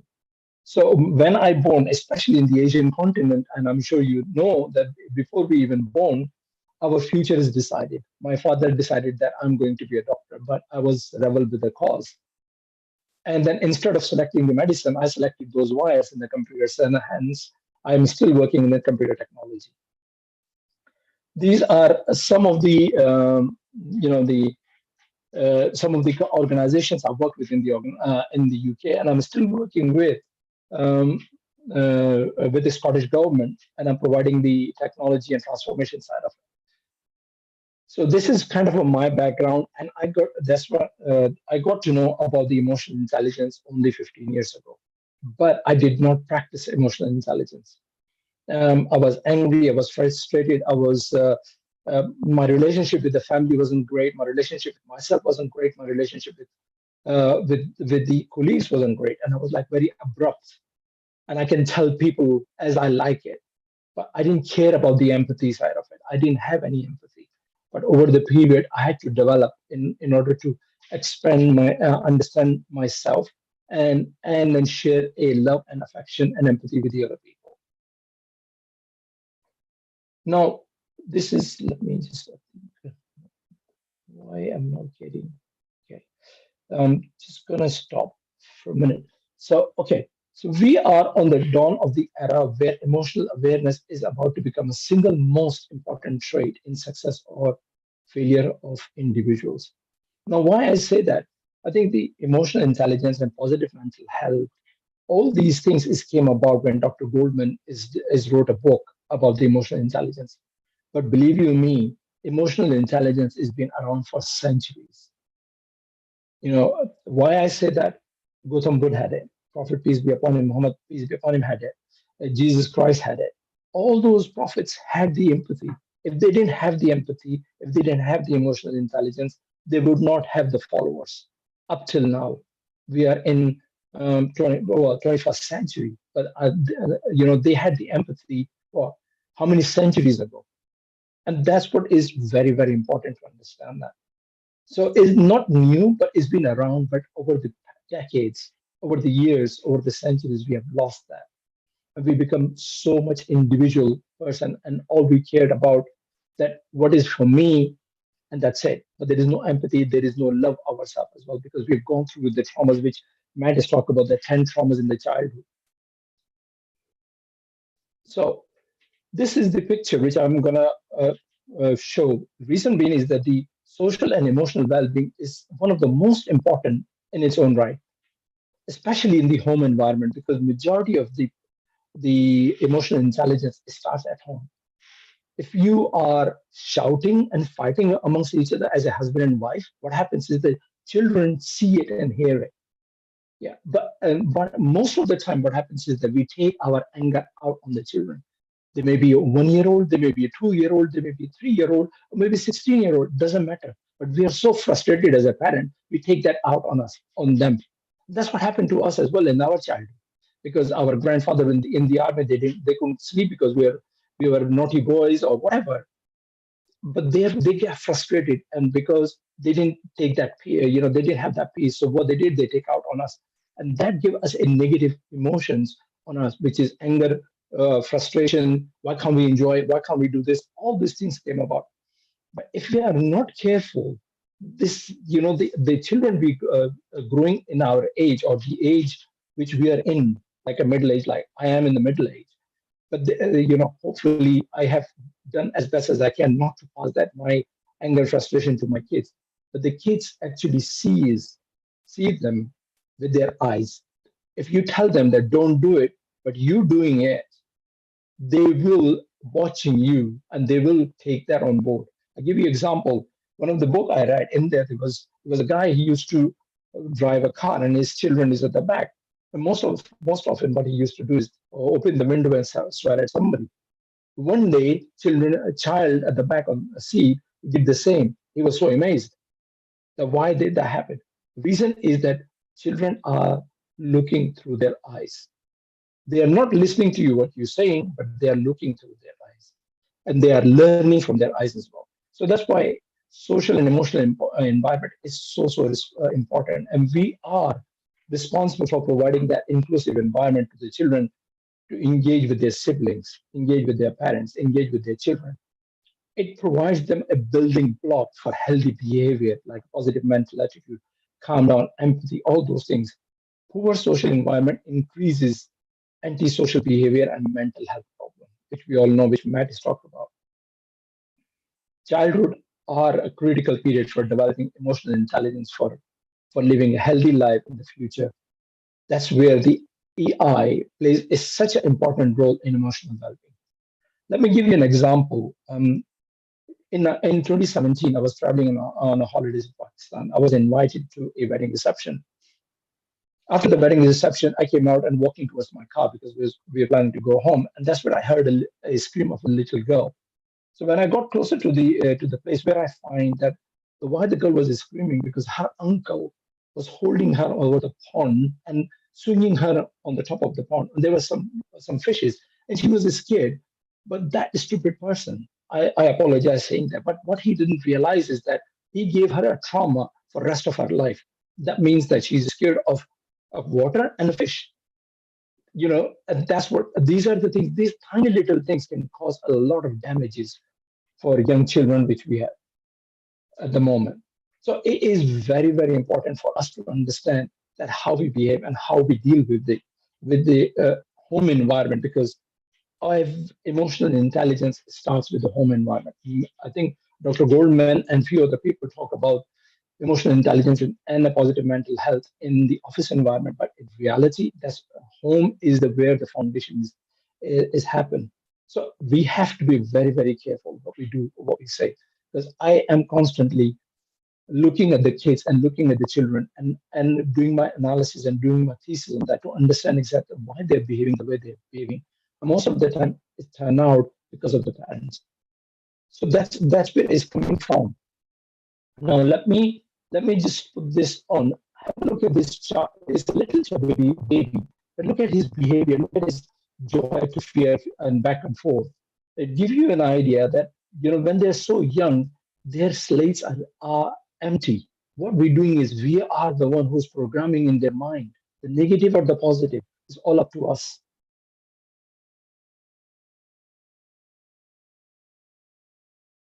That happened.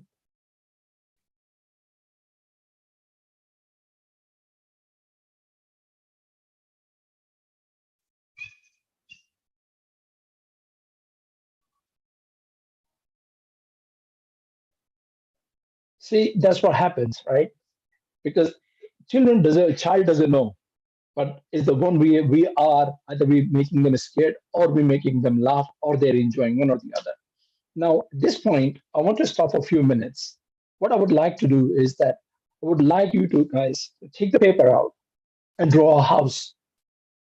I'm not asking for a competition here that who's the best architect or a designer. What I'm interested in is that there is a house exercise. And once you have built the house, then list down the good memories you have with that house. List all the bad memories you have with the house. List who was around your parents, or were you a single parent, or were you had both parents, or something happened, there was some sort of a trauma. List all those things down, because you may not realize it. We are the house. We are the one who provide that foundation. So we are the house, and we understand the memories which we had related while we are growing up. We understand what the environment was. We understand what our parents were like. We understand our siblings like. I give you my example that when I was growing up, I spent time, couple of years in Saudi Arabia. When I got back to Pakistan, I was constantly building a particular type of house. Until recently, I realized that that's how I grew up, and that's what some of my good memories were there. And they were like mountains, there was a grass, there was a bird singing, there was a sun shining, all those things. So if you draw that house and if you link up that, you will find that some of the bad memories and some of the good memories actually started from there, which is still with you for all that period of time. So it is important to do this exercise. You may not do that now, but do that. And this is for you only. Nobody else needs to know. Nobody else needs to see that. So list of all the good memories, list of all the bad memories, list all the habits you have developed, and what was your home environment like. Okay, let's jump on that. Okay, so why EI play important role in positive mental health? Positive mental health allow us to enjoy all the activities we want to participate, maybe games, maybe working with the children, maybe in the kitchen, maybe going out, maybe traveling, maybe on holidays, all those things. If you don't have that positive mental health attitude or a health in there, you will not be able to do those activities. It doesn't mean that you'll never be sad. Well, the emotions is a part and parcel of our life. Yeah, either we angry, we fearful, or something happens, or something trigger those emotions. But then being a positive mental health allow us to manage those challenging times.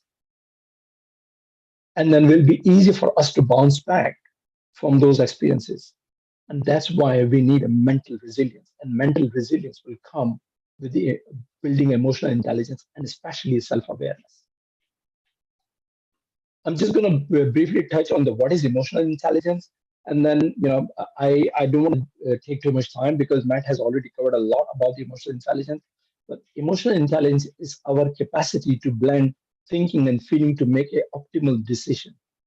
So if we are emotionally intelligent, we making a right decision, because if we get angry, then all our decisions we make has a consequences.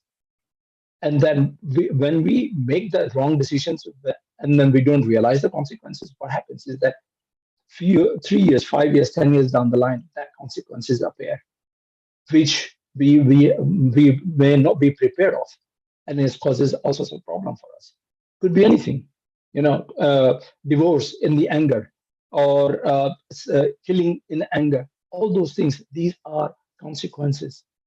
These things has a consequences. Or beating a child has a consequences. We are not investing time with the children. We're not giving them a hug. We're not providing them love or care. These all have a consequences. A majority of the people in the Europe, especially, the child, when they grow up, they are not in touch with their parents anymore, because parents never invested in the relationship in the first place, because they were already emotionally distressed themselves. That's why they did not provide the empathy. So remember that emotional intelligence, to have a successful relationship with yourself and others, we need that.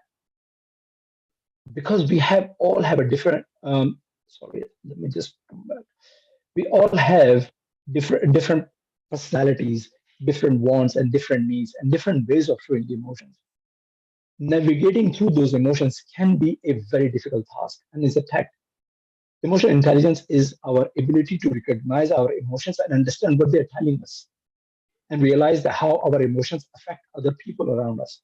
Now, let me give you an example of this affecting the emotion, the behavior of somebody on the person. I was working in an organization where the CEO, she was a wonderful lady, but every time she heard a bad news, she screamed, shout, and frustrated, right? And most of the time, she take that anger and frustration out on her PA. The PA there was a point in time where PA was sick and tired of her behavior that she decided to go on a leave. When she went for a sick leave for 1 month, when she came back, she handed her notice in because she could not take that anger, frustration, or emotional instability from her bosses. Because remember, you are responsible for not only your emotions, but you're impacting on the person's emotions as well. So that is so important to understand and learn. So this is the example which I wanted to share, because it is very, I've seen it firsthand. At that time, I didn't really understand what this is all about. Now, if we put that in the context, this is what's happening. Quite recently, one of my bosses decided to show me anger, but it's like I didn't say anything. I understand where she was coming from, but I didn't like the way she treated me, because she thinks that she's got a higher post, so she can play with my job on my livelihood, which is okay. But people don't work for the people like that. So I hope that you understand. Now, these are the type of emotions which we have: happy, sad, angry, afraid, shame. Depends on the intensity. Depends of high, medium, low. It depends on the mood. When we get up in the morning, maybe we know a different type of emotions. Maybe we are happy, maybe we are sad because something happened at nighttime, or something came through in our mind while we are thinking, or our brain video played a record which we had, some sort of incident which we had before.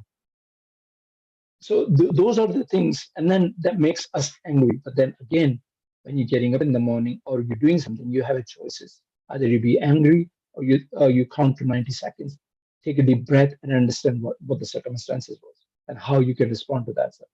And if you are in the corporate environment, think about if you get a very nasty email, think about not responding that email immediately.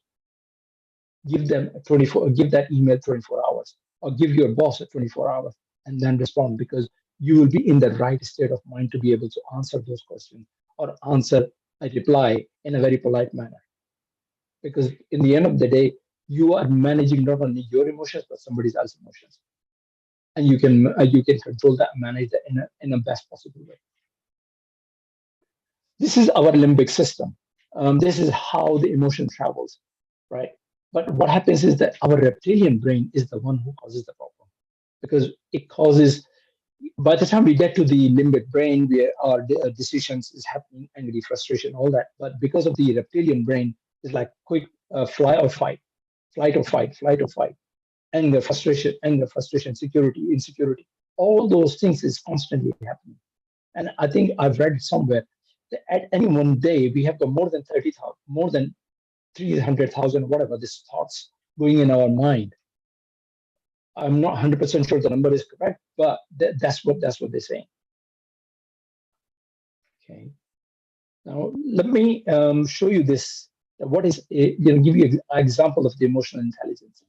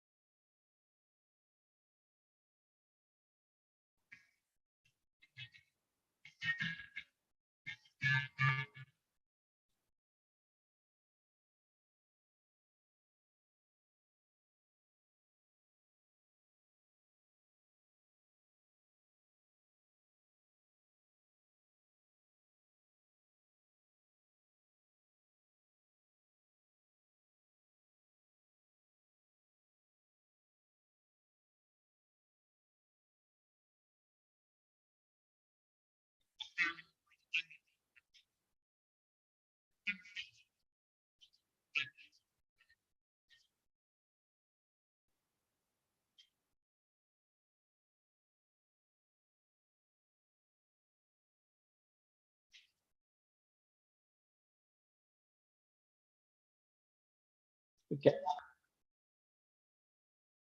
I'm gonna jump ahead.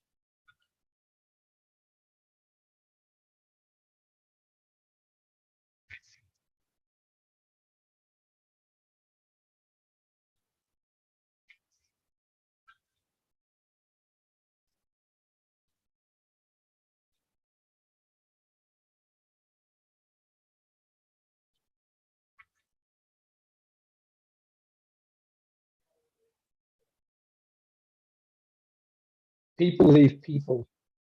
Just to give you sorry, just to give you an example that I don't know if you've come across that. I have come across, and I do look at people's faces quite a lot. If you're angry and you've been angry for a long period of time, the anger actually shows on your face all the time. If you're smiling, it shows on your face as well that you are a good person, you're empathy, you love laughing. But if you are frustrated, that shows on you as well. Now, another example which this gentleman is talking about, I remember I think it was last year, my daughter had a bit of a argument with her mother, and she was very upset and she was crying. And we have got this little cat. She feel that emotion as well, and she was sitting next to my daughter quietly with the same sad face. That's what emotion does, not just to only human being, but it does to the other people as well. So think about that, how our emotions impact other people and as well as the animals. This is the first time I've seen that. I've never seen that before. Now, emotional intelligence has got the 4 pillars: personal competence and social competence. Those 4 pillars divided into those areas. Self-awareness is the first one, and the personal competence and self-management. Social awareness and relationship management. I'm not going to go through all those pillars, but I'm going to talk about the self-awareness and self-management. Because if we are not self-aware of our own feelings, if we are not empathize ourselves, if we don't love ourselves, if we don't forgive ourselves, then what happens is that anger, frustration, all those things come out when we are talking to the people, when we are meeting to the people, and we are in a meeting, or we are in the wedding anniversaries or parties. All these things come out because we are not mingling, we are not working together. Well, basically, is mingling and causing ourselves a problem, because what happens is that if we are not self-aware, we become very lonely. When we become very lonely, we start we have a depression, anxiety, and then we spiral down, and it takes forever to come out of that hole which we are ourselves put in that hole. So today I am going to cover only self-awareness and then and self-management. But before I do that, I would like you guys to try this exercise. It's a very simple exercise, but is simple, but yet it is very difficult. Why I say that? Let me tell you why. Men don't like to go in front of the mirror. Women go in front of the mirror to do the makeups, touch-ups, and lipsticks. But the question for both men and women: when was the last time you actually gone in front of the mirror and said, "I love you and I forgive you"? Just those 2 words, 2 sentences: "I love you and I forgive you." That is the start of self-awareness. That's the start of forgiveness. Because if you just do that for 30 days, you will see amazing changes. But first 10 days, you will find it's a bit weird because you have never done that before. Because what happens is that if anything happened to you, a trauma or something, you were there in the time and the place. That could have happened to somebody else as well. And your parent didn't mean to be obnoxious or didn't mean to be wrong with you. They were just in the wrong frame of mind. That's what it's all about.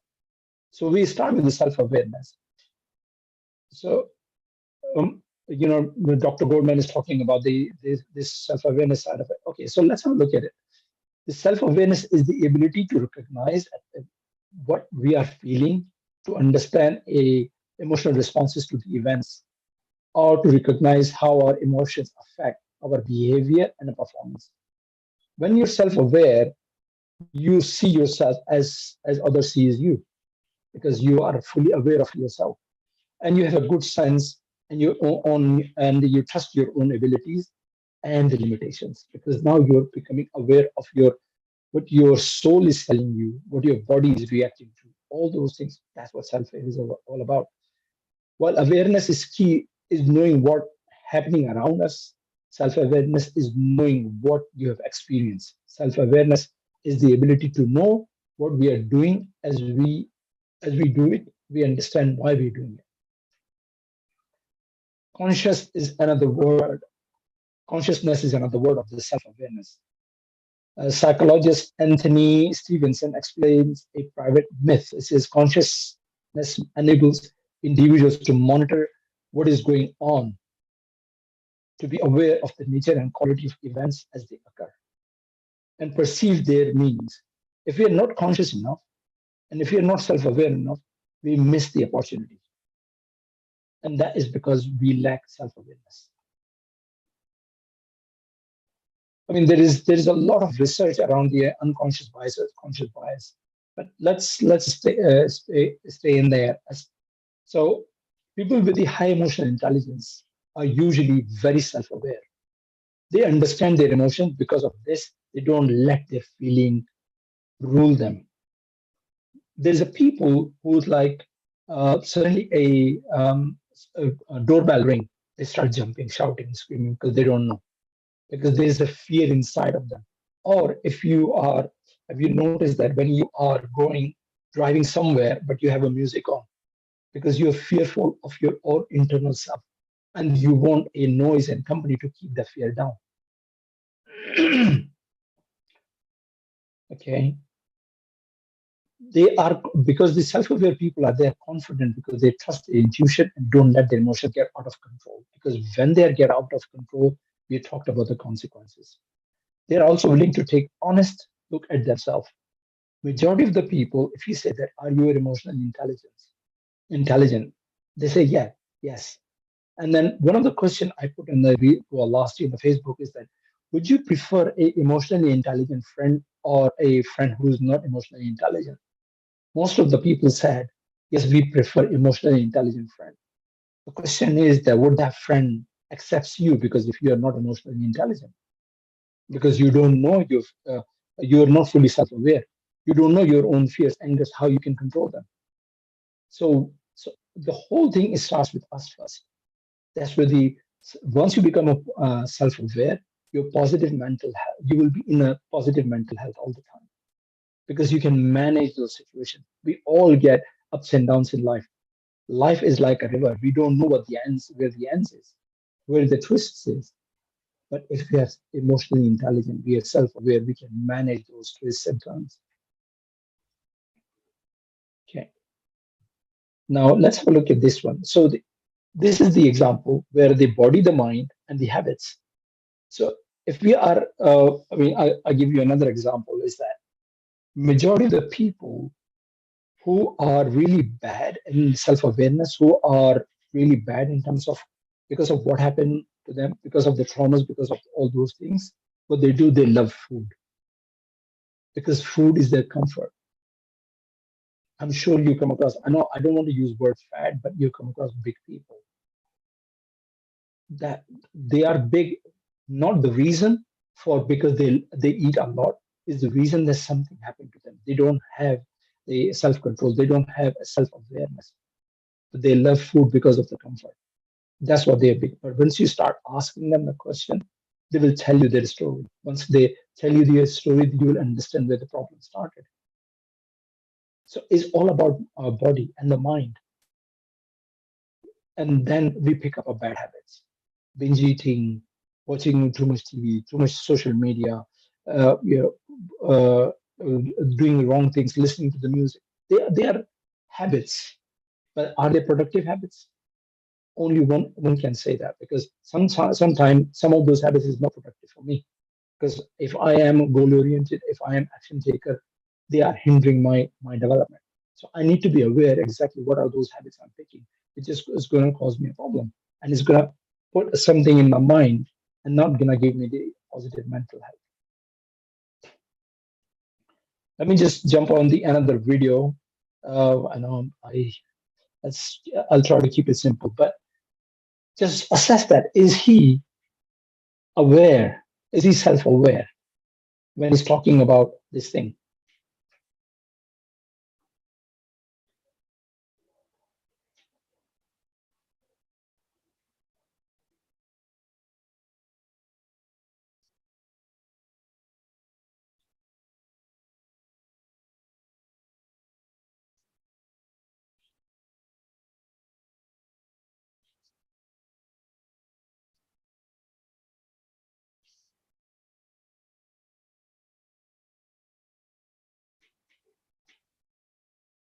Now, Stanley, he talked about that he doesn't want people to know that he lives there.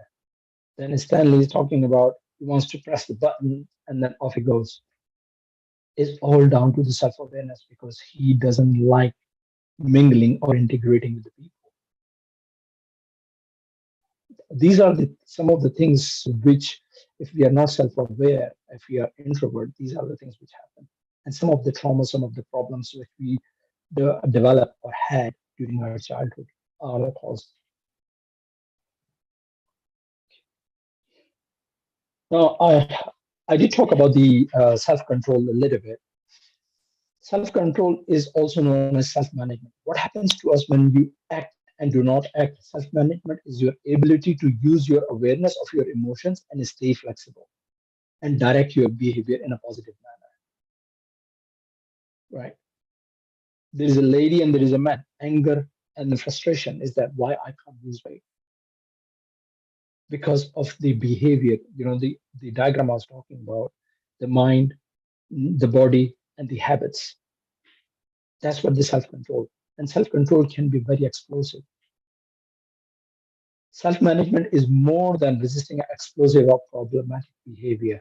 It is all about self-control at the time of a bad news. When you hear a bad news, you get angry, you get frustrated, you want to shout back, you want to scold children, all those things.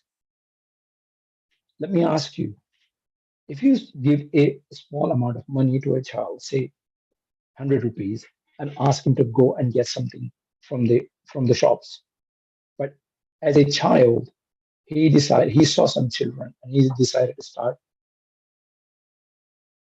playing with them. After a couple of hours, you notice that he hasn't turned up.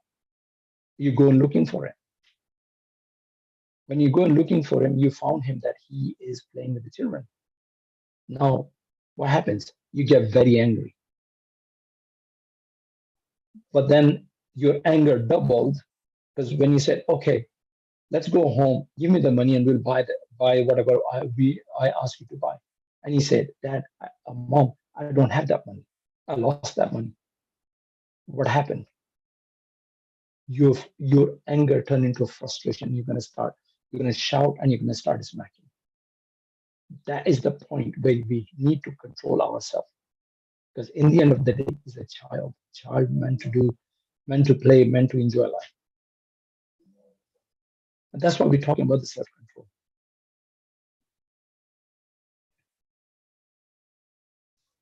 Self-management or self-control is all about simply a matter of keeping ourselves in check when emotions come strong and you're about to erupt. Just give you the example because you erupted on that child. Your eruptions are no different than volcano. Unlike volcano, you can use strategies to manage your eruption and influence that. Okay, let me give you some of the strategies. If you have a pen and paper, I'll read it and then you can write it down.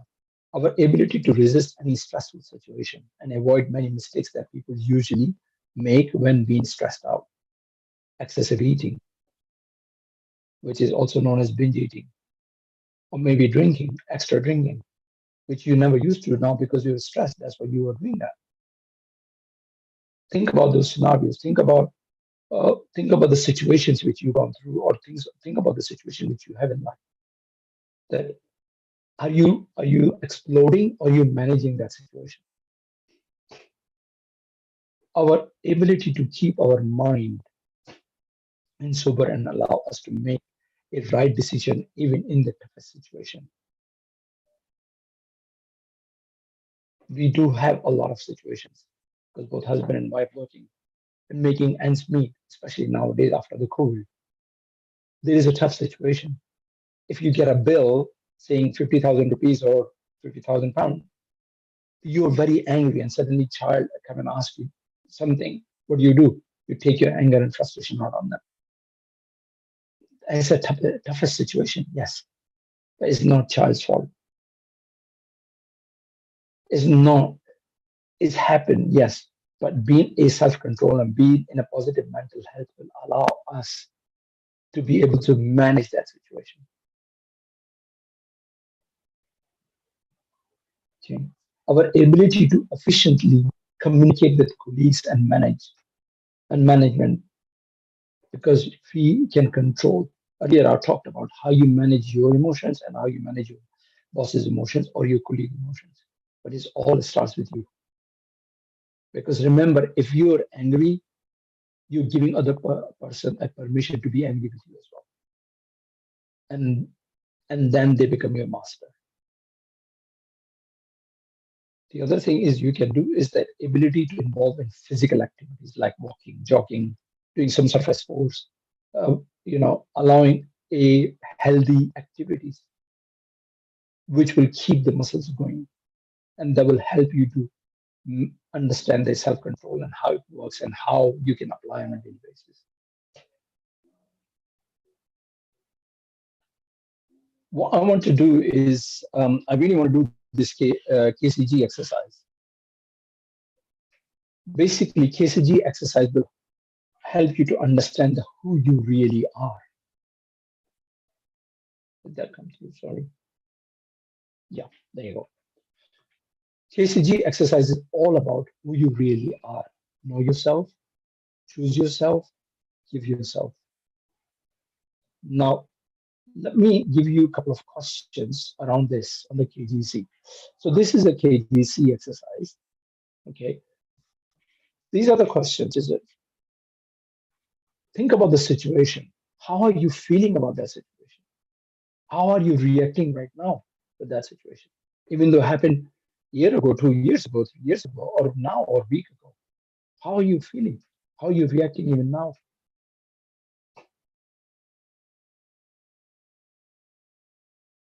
What other feelings you are experiencing in that KGC?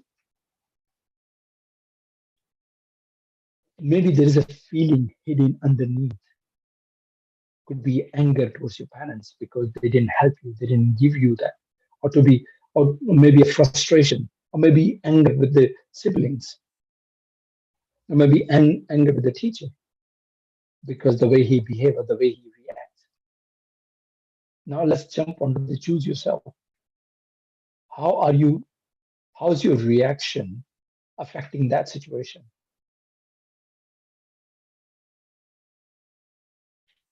Again, let's take the example of the child and the mother when he lost the money. How are you reacting to that situation? You could have done better, but by smacking him, scolding him, and shouting at him, what you have done to yourself? You have given yourself anxiety, you give yourself frustration, anger, reason, and a high blood pressure. So when you start managing it, self-control and self-management or self-awareness side of it, your health will improve tremendously, which people don't realize that. And what could you do to give yourself that, 90 seconds? Think about 90 seconds. Think about 1 minute. Is my behavior, is my attitude is right? Or is there something I can do better? This KGC will help you to understand who you really are and how you can manage your frustrations and you have a self-control. Again, I will share these exercises and templates with you, and I'll share with Dr. Ravindra so he can put that on the website or the Facebook page, and then you can try that at home. You will get, once you do it, honestly, you will get that aha moments.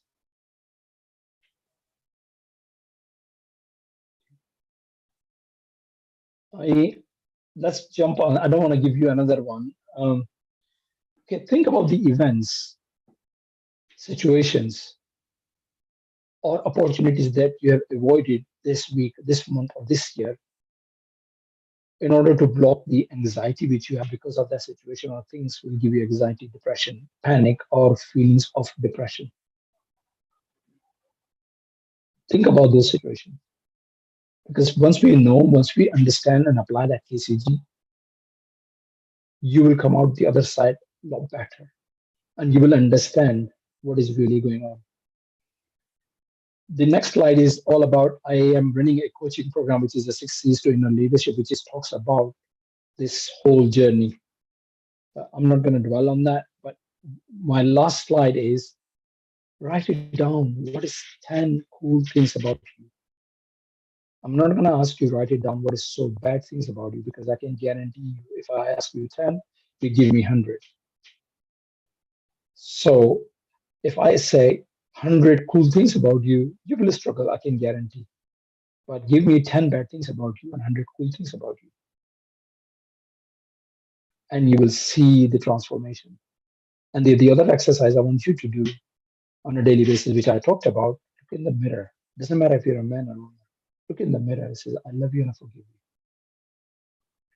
So much power in these two sentences. You have no idea. Every time I suggest it, people hated doing that, but when they start doing that, there was a transformation happen. Dr. Ravindra, that's all for me. Thank you very much.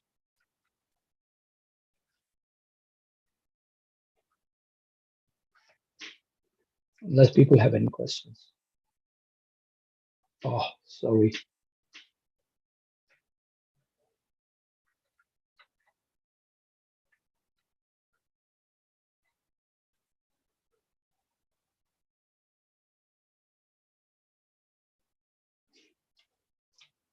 Thank you, Dr. Thank you, Mr. Raza Khan. It was a very insightful session.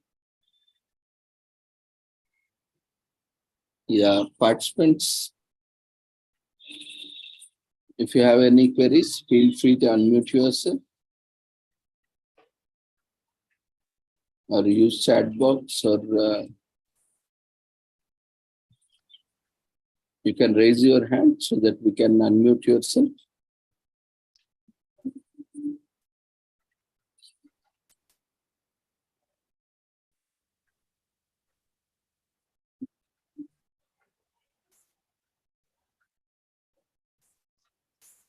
You can unmute yourself if you'd like to share.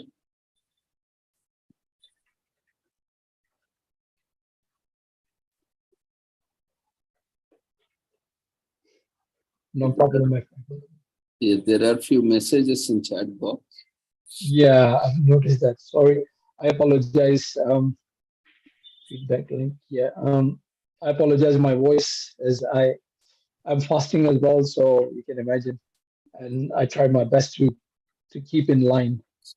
But is there anything? There are lots of appreciation. No query set, but I think very well taken. And it was a very insightful session. And there are some appreciation messages. Wonderful session. Great session. And so on. So I think the way you presented was so lucid and very easy to understand. There are no further queries from the participants. So that's good to know.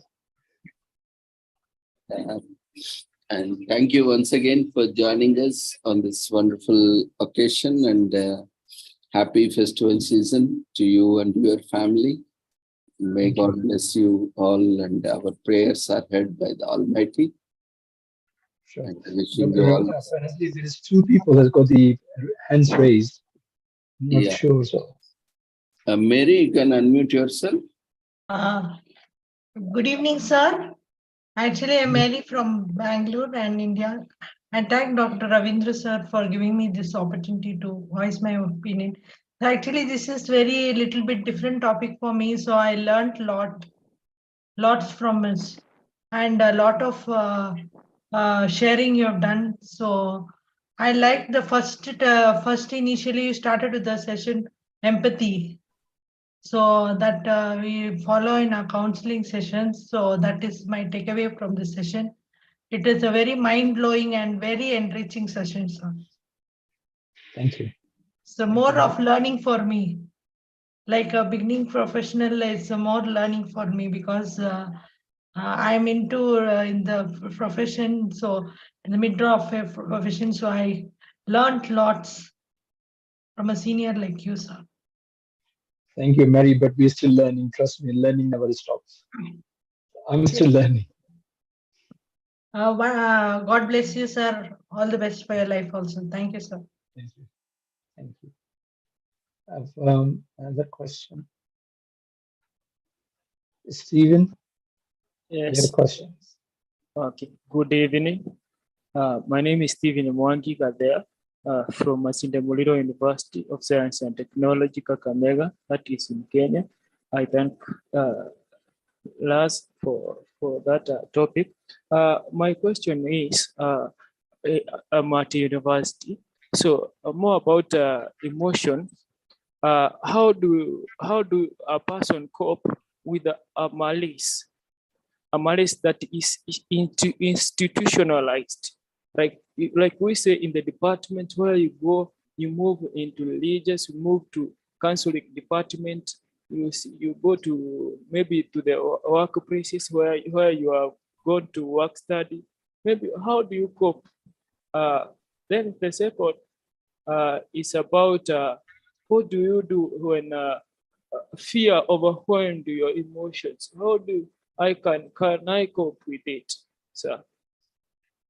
So, Stephen, first of all, understand what do you feel when people be misbehaving towards you. So, understand your own emotions. Do you get angry? Do you get frustrated? What happens to you when people are, because you're saying is that the institutional, and problem is that everybody take care of themselves, because I mean take care of themselves in the sense that they care about how much they make money, how much they take home. They don't care about other people. So my question is that first of all, look at in order to understand exactly what's going on in that, look at your own childhood, understanding, because the frustrations and all those things is actually coming from childhood, the way we grow up, the way we gone through. Once you understand that, then you can learn about the self-awareness, and then you can manage. Once you start managing your own behavior and own reactions, then you can manage other people. I was no different, trust me. 15 years ago, if you said to me that Mr. Raza, go and talk to the people on the conference, I would have said no way, because I was too introvert and I was angry and frustrated. But my first journey was to learn myself, who I am, what are my values, what are my principles. Can I compromise those values and principles? If I can't, then what do I need to do differently? But understanding who you are first and learn to control. Don't get angry, don't get frustrated. Okay, happens. Things are happening, yes. Right reason, wrong reasons. But one door is closed, the other one will open. So maybe that job or that organization are not suitable for you. Maybe it's time to think about how I can improve myself and move on to the different organization who are aligned with your values and with your principles. Learning about emotional intelligence will give you that. Because if you don't have that, it's going to cause you a problem. But by all means, reach out to me. I'm on the Facebook. There is a videos I've done about the emotional intelligence and the personal journeys and things like that. Have a look at them. But there is a personal journey for you to start on yourself. And that personal journey is learning about who you are. What are the good, cool things about you? Because once you know that, then you need to focus on that.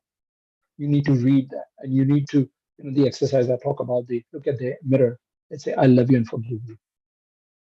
Because things will change for you. You will not notice, but other people will notice, and they will behave accordingly towards you. So is how you manage yourself and manage others. I hope that answers your question. On the Facebook, your name on the Facebook account? My Facebook account, search me for Raza Khan, or I'm there. Okay. Thank you. You're welcome. Thank you, Mary. Thank you, Stephen, for sharing your observations and queries. Anyone else would like to share? We can take quickly one or two.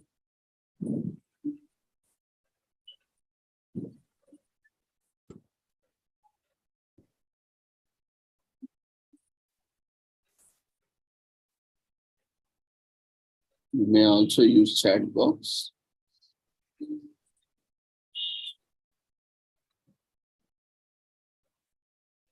Okay, then, so we'll move on. Thank you once again, Raza Khan, for joining Thank you. us.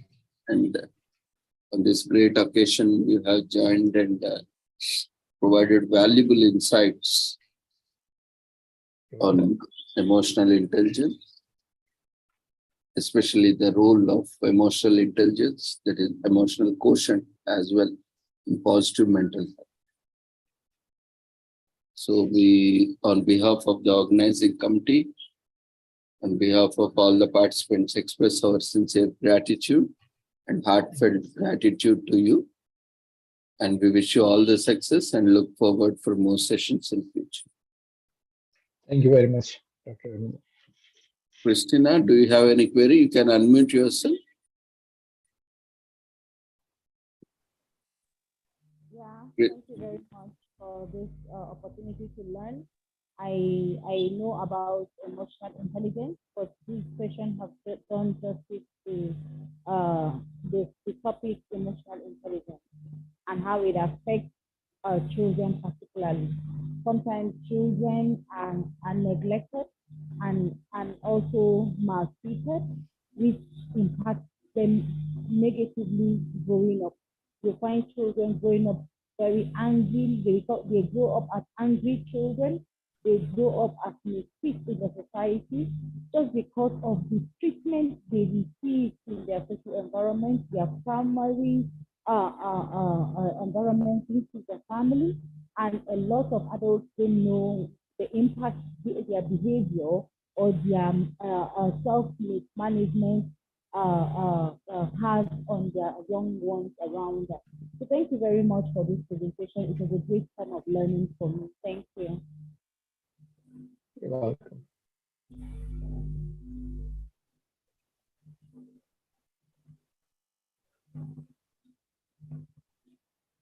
Thank you, Christina, for sharing your insights and observations.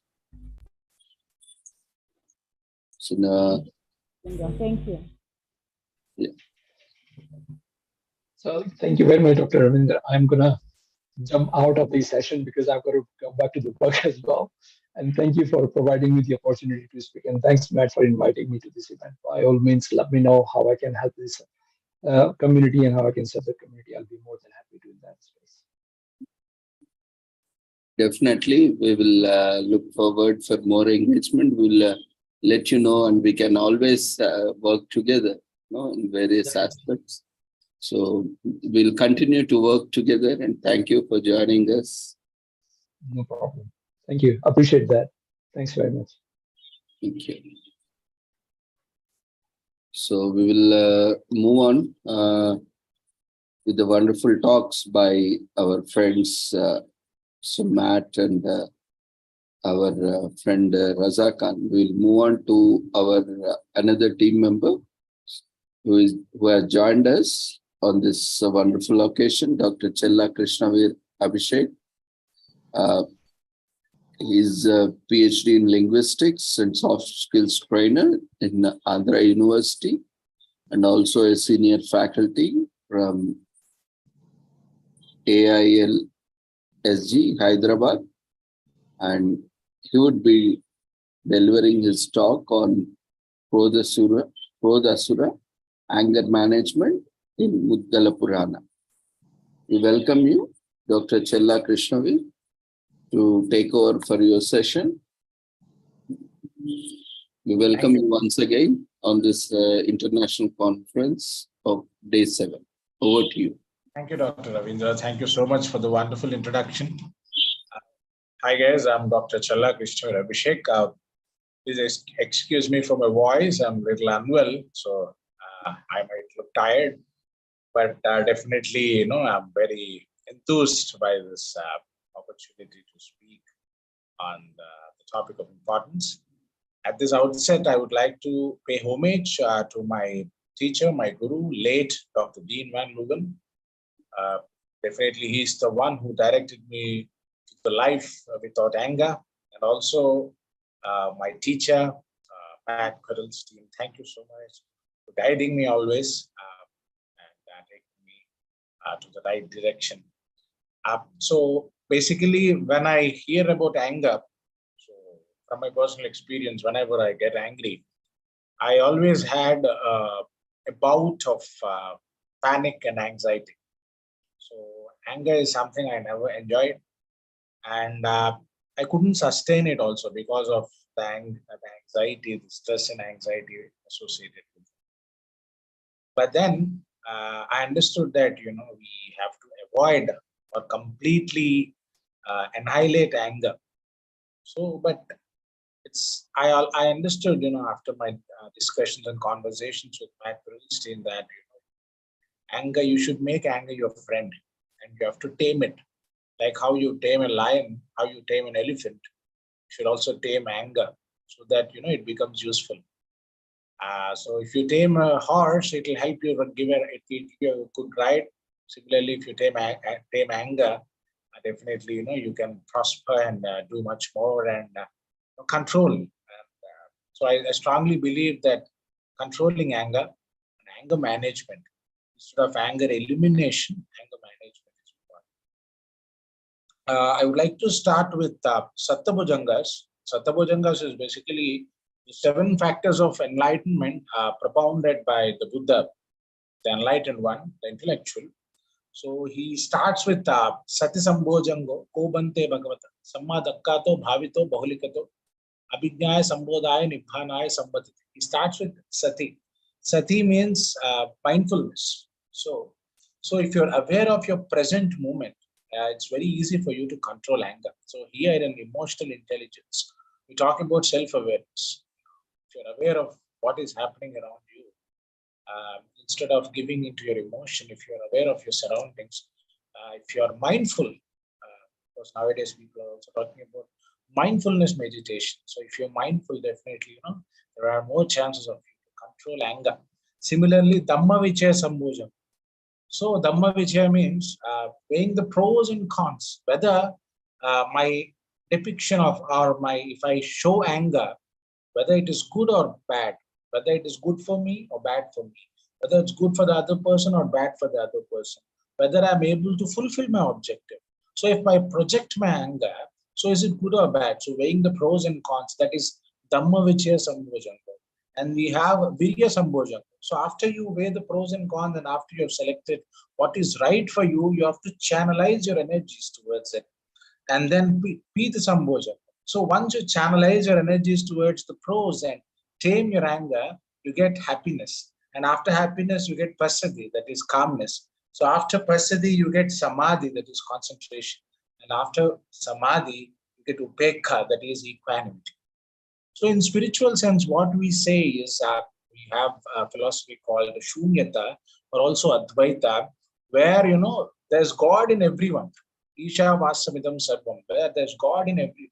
So if you see spirituality, if you are in spirituality, if you see God in everyone, or if you see everyone as a divine manifestation, there are chances for you to not get angry on another person, not only animate, but also inanimate. So that can be developed only through compassion. And compassion can be developed, if you try to understand these factors of enlightenment. So these factors by the intellectual and are cultivated and fully developed by the intellectual. So these conduce the perfect understanding and full realization. So these factors of enlightenment that I just listed, they lead to complete enlightenment. They actually lead to intellectuality and also compassion. So through these, you can build compassion, and being compassionate, by developing compassion, definitely, you can control your anger and use it in a positive way, channelize it in a positive way. So Basically, here I'm talking about Mudgala Purana. So Mudgala Purana is one of the Puranas. It is an Upapurana. It is not a Mahapurana. So Mudgala Purana is basically based on a Lord Ganesha. He's a Hindu god. He's also adored in Buddhism and Shintoism. So Lord Ganesha. So basically, I see Hinduism as an esoteric religion, which has a lot of symbolic elements in it. And there is a lot to understand if you delve deep. So there's a lot of inner meaning in it.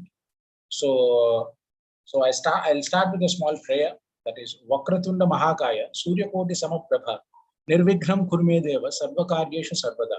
So Lord Ganesha is actually seen as a god of removal of obstacles. So basically, if you see anger is an obstacle. So here through Mudgala Purana, we'll understand, how Lord Ganesha is nothing but our consciousness. So through our consciousness, how Lord Ganesha, our consciousness, how it can remove the obstacle, that is anger. So first let us look at the symbolism of Ganesha. So if you look at the picture of Ganesha, Lord Ganesha, you will see that he has a big head, a very big head. So head of an elephant.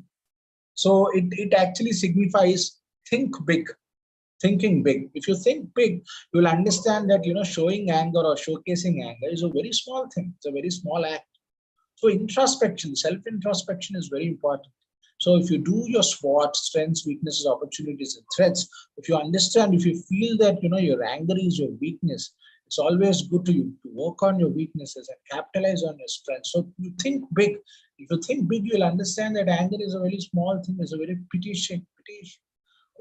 issue, and something which you need not concern yourself about, worry about.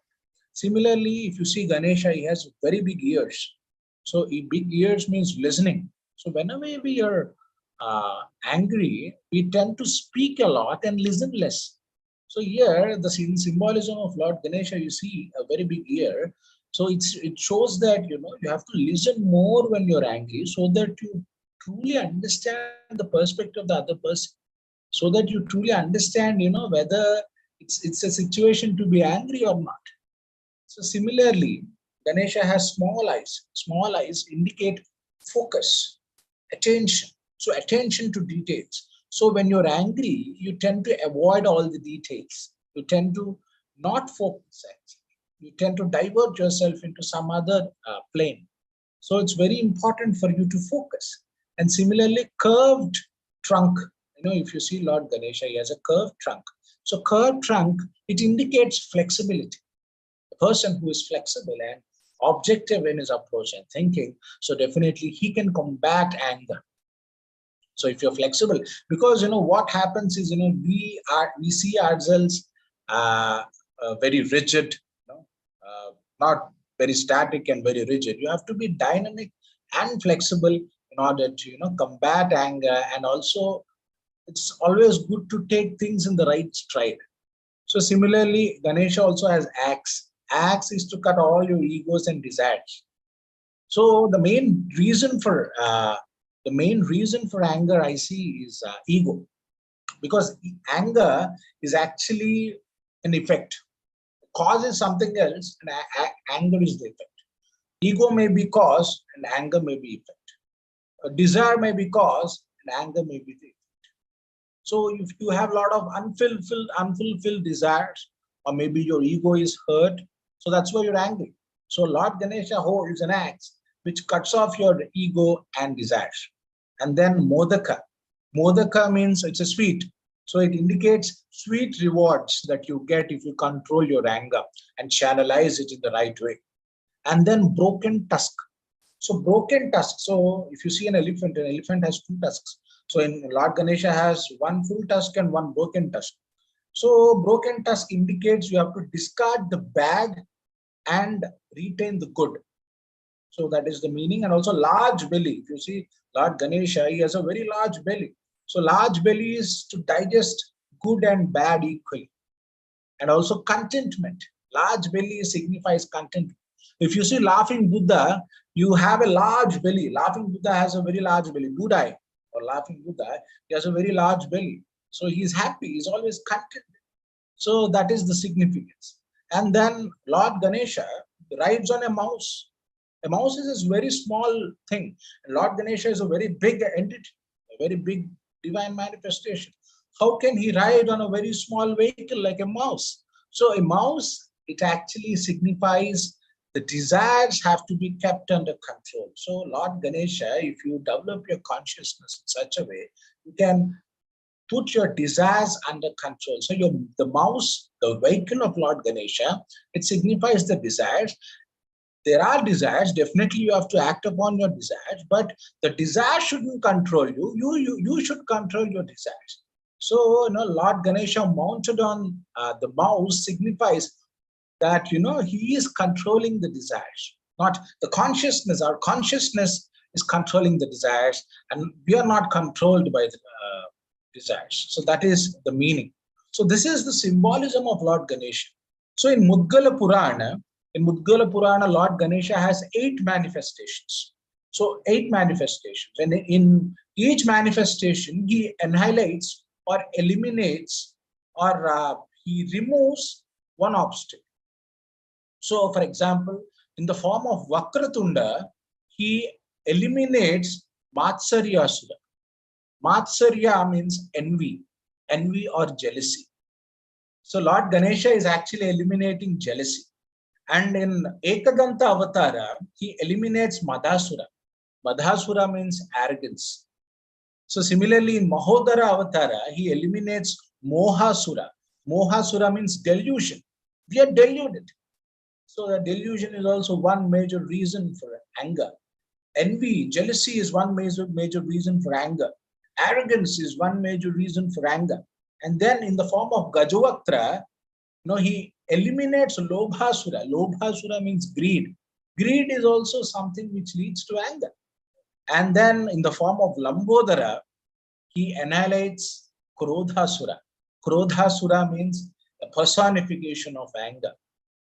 And then in Vikata Avatara, he eliminates Kamasura. Kamasura means lust. So basically, if you have unfulfilled lust, definitely you're angry. And similarly, Vignaraja.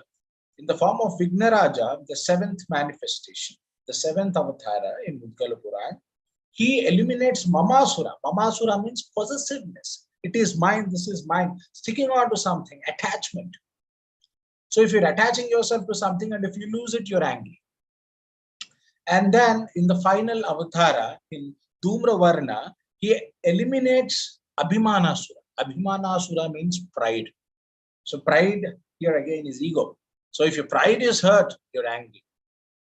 So basically, when in my childhood, when I used to read Puranas or Bhagavad Gita, I used to read them as shlokas.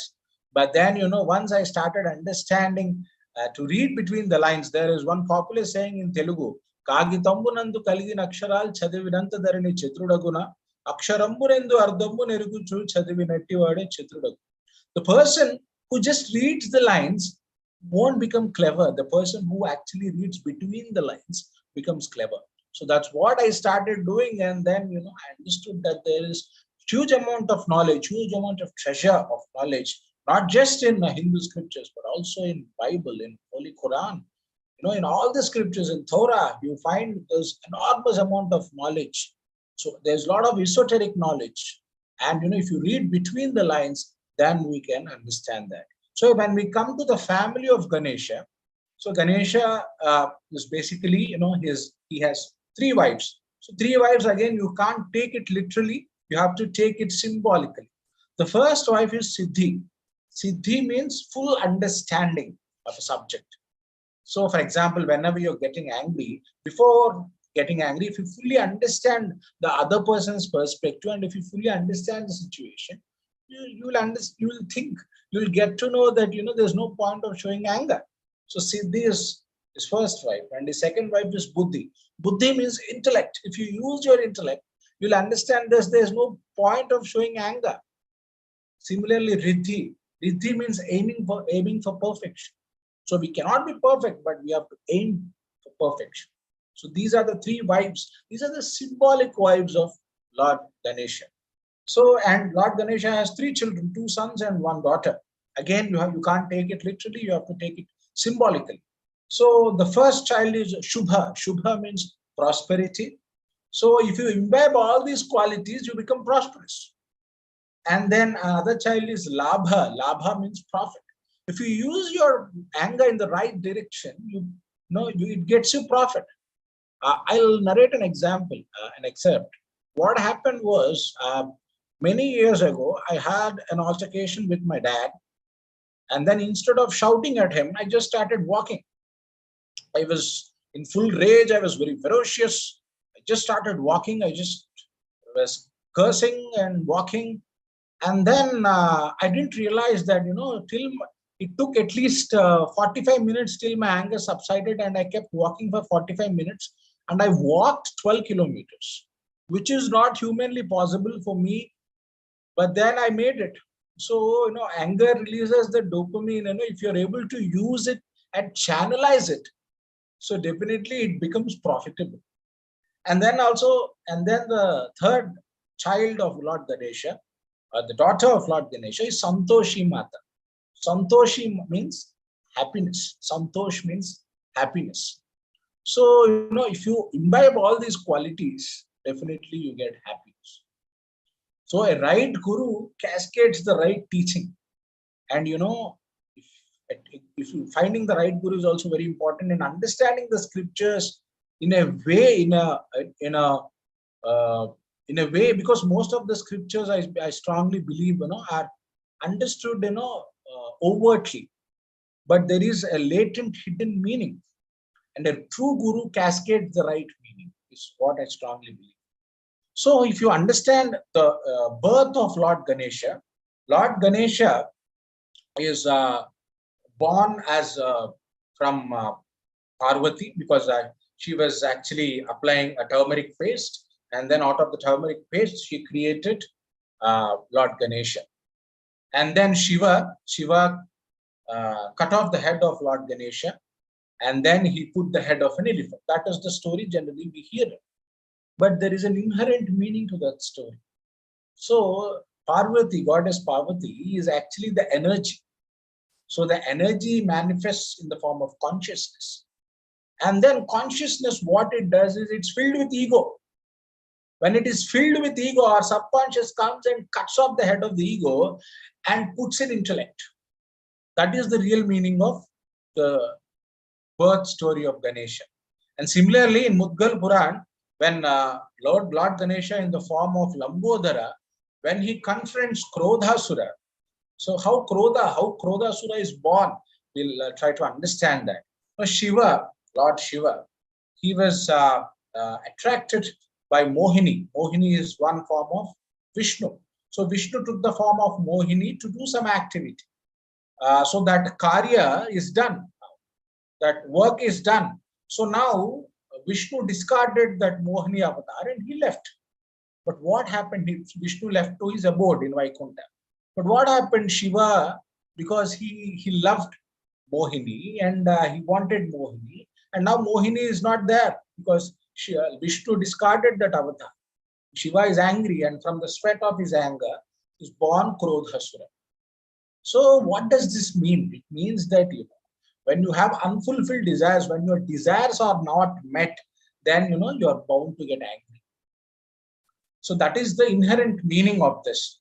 And then Lambodara, because as Lambodara means Ganesha's form with a huge belly, Lamba Udhara, huge belly. So huge belly, as I've already told you in symbolism of Ganesha, it talks about digesting good and bad and contentment. Because in Buddha, laughing Buddha, he has a very big belly and he is happy and contented. So if you're happy and contented, if you have no expectations in life, so definitely, you can eliminate or you can annihilate or you can control Krodhasura, that is anger. So Ganapati also took the form of Simha Ganapati. So Simha Ganapati or Narasimha, because Ganapati is also taken as a manifestation of Vishnu, because Lord Vishnu's wife, his energy is called Lakshmi, and also energy of Ganapati is also called Lakshmi. So similarly, when we talk about Simha Ganapati, so Simha Ganapati talks about Narasimha avatar. So in Narasimha avatar, what happens is Lord Narasimha, he comes and he annihilates Hiranyakashipu. So Hiranyakashipu, who is Hiranyakashipu? Hiranyakashipu is a person who is filled with Arishad Vargas. Krodha, Moha, Mada, Matsarya, ego, jealousy, pride, attachment, lust, all these things. He is filled with all this. And then what happens is, Lord Narasimha, he comes and he annihilates Hiranyakashipu, because he annihilates Hiranyakashipu because he is troubling his devotees, especially Prahlada. And then what happens is, after Lord Narasimha annihilates Hiranyakashipu, he drinks the blood of Hiranyakashipu. What does it symbolizes? See, if you try to confront anger with anger, what happens is the solution is not found, because there is still a huge amount of anger left in. So Lord Narasimha, after killing Hiranyakashipu, he's still angry. He's still angry. Why is he angry? He has done his job, but he's still angry. So generally what we do in regular situations is, if someone hurts our ego, if you have an unfulfilled desire, we generally shout at them. After shouting at them also, we are not happy, we are not satiated, we are not satisfied. Still anger is left in us. Similarly, Narasimha also, after annihilating Hiranyakashipu, still anger is left in him. So, what happens is, sages, they come and they praise him.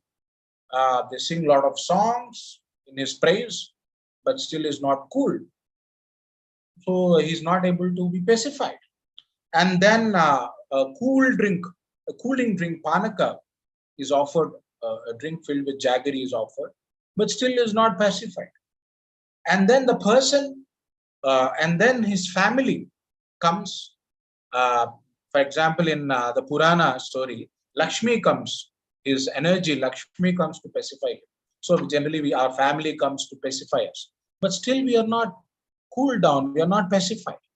The person who makes us angry comes and says sorry, but still we are not pacified. Anger, once it's generated, how much ever we do, it's not pacified.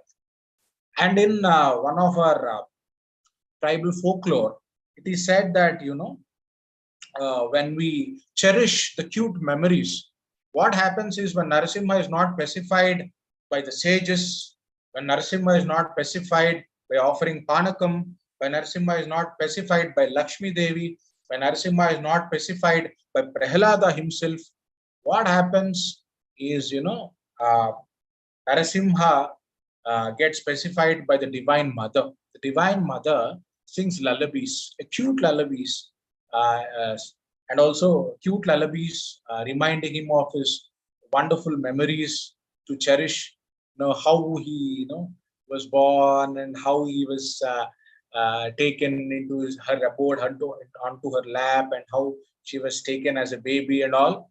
And then he gets cooled down. So whenever we are angry, it's always good, it's always better for us to cherish and relish all the good memories we have in your life. Because, your family, your friends, any drink, nothing can help you. Only cherishing the memories, cherishing positive memories can help. Even the person who made you angry, even if he says sorry, still some amount of anger is left in you. You are not completely anger free.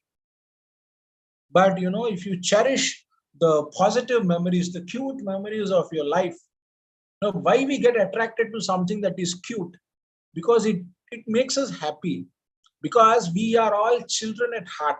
We are all kids at heart. We are all innocent at heart. And we need that motherly love.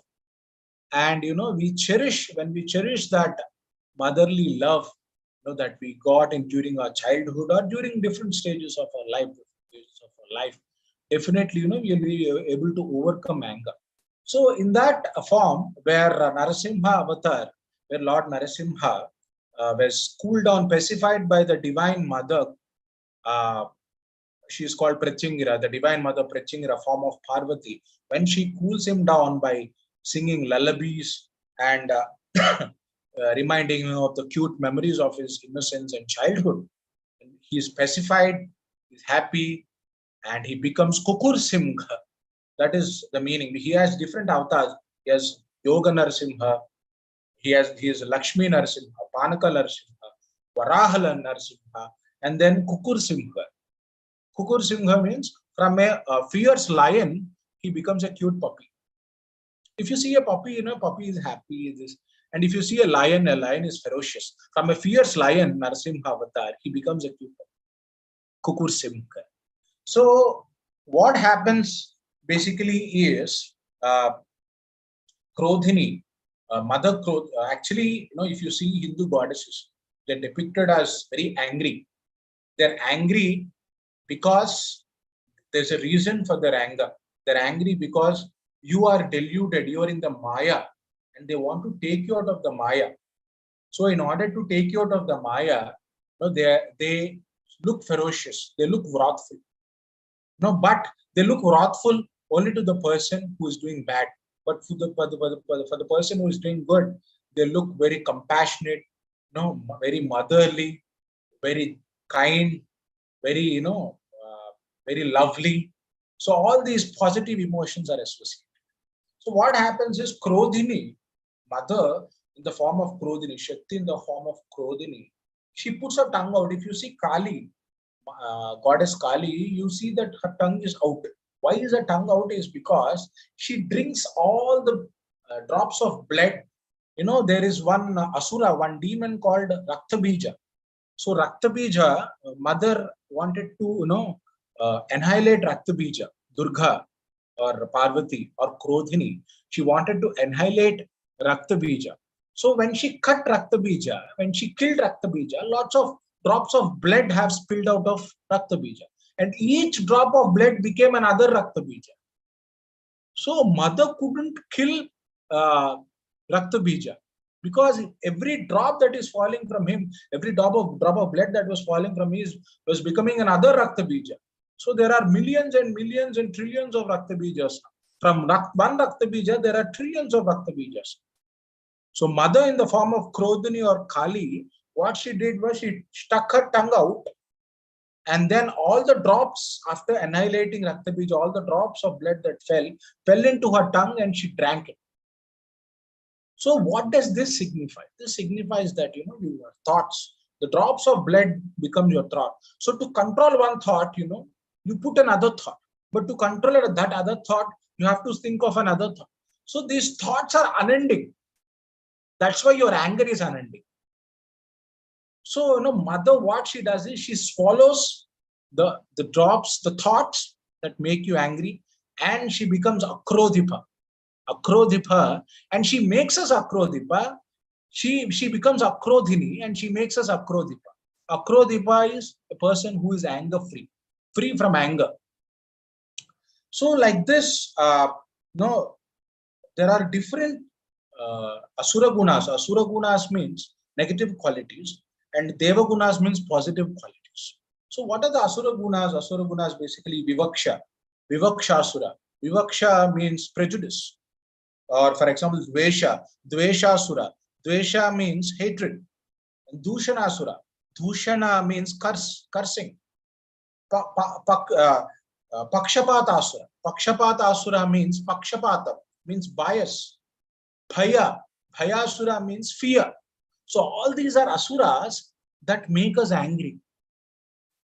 So it's very important. For example, you take bhaya, fear. If you fear something, it makes you angry because you're not able to do the task because of fear. You're angry. This bout of anger is developed in you. So you have, when we talk about Krishna, Krishna has an inherent meaning. Krishna means consciousness. Veera means how you can become great. And when I interacted with Matt, I was talking about the origin of my surname, Challa. Challa actually means to pacify or to cool. So we were actually given that surname over the generations because it was said that, in our forefathers, they were very angry. So to cool us, they gave us this surname called Chella. And Abhishekam means to offer something. So for example, if I say Veerudaina, Veera means great.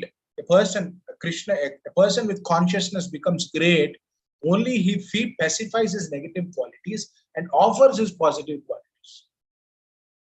So Veerudaina Krishnudu Vivakshasurundi Challavarchi Abhishekam. So he becomes a Krishna, he becomes a great consciousness, a great intellect, only if he is able to pacify prejudice, only if he is able to pacify envy, only if he is able to pacify anger, only if he is able to pacify his ego, only if he is able to pacify his attachment, only if he is able to pacify his lust. Similarly, Abhisheka means offering. So what should we offer in order to be happy and not angry? We should offer prema deva. So offering God qualities. What are the God qualities? Divine qualities. That is prema. Prema means love. And then daya. So daya. And then daya means kindness, generosity. Satya. Satya means truth. Ahimsa. Ahimsa means non-violence. Dhairya. Dhairya means being strong. And then karuna. Karuna means compassionate. So these are the qualities that we should abhisheka or offer. And there are the negative qualities that we have to pacify or challavarcha. So when we talk about the Hindu Puranas, all the Puranas talk about God killing evil. God killing evil is actually our consciousness, our intellect, annihilating the negative qualities and developing the positive qualities. That is the inherent meaning, is what I understood. When I started researching upon different texts, especially Mudgala Purana. So, now we have Sri Ram Navami is coming. So Rama, he killed Ravana. So when we talk about Ravana has 10 heads. How come Ravana has 10 heads? It's just a symbolism that, Ravana has 10 negative qualities, and each negative quality was annihilated by Rama. And Rama and Ravana are not separate. Rama and Ravana are inside our heads. So, our intellect, we should use our intellect to annihilate all these negative 10 heads, the negative qualities, the asura gunas or the negative qualities, and develop and propound the positive qualities. So that is the inherent meaning of not just this scripture, but also the Holy Bible. If you see, you have 7 deadly sins. And in the 7 deadly sins, you have wrath. Wrath means anger. And also in the Holy Quran, we are in the auspicious month of Ramadan. In the Holy Quran, Allah loves people who have sabr. Sabr means patience. If you're provoked and if you have patience, if you keep patience, then you will be loved by God. So every religion, and also Buddhism. In Buddhism, you have a beautiful text. You have many Tripitakas, but a beautiful text called Abhidhamma. And Abhidhamma is the science of mind. And they have personified, like our Puranas, it is personified. So, if you personify, what happens is the meaning becomes ambiguous. But at the same time, if you really want to understand the in-depth meaning, the real meaning, the exact meaning, you have to read between the lines. So I strongly feel that, all these personifications, all these symbolisms, if you are able to decode them, there is a lot of meaning, not just in Hindu scriptures, but also in the Holy Bible, in Torah, in Guru Granth Sahib, in the Noble Quran. You find a lot of meanings where a lot of theories were given to control anger and to be happy. Because the ultimate goal of life is Ananda. Ananda means bliss and happiness. Thank you. Sorry for not being able to be very active, very proactive, because I'm a little unwell. But I hope I was able to make my point across. Thank you so much, Dr. Ravindra Garu, for giving me this opportunity, and Dr. Matt Perelstein for motivating me to take up this session. Yes, Mary, please.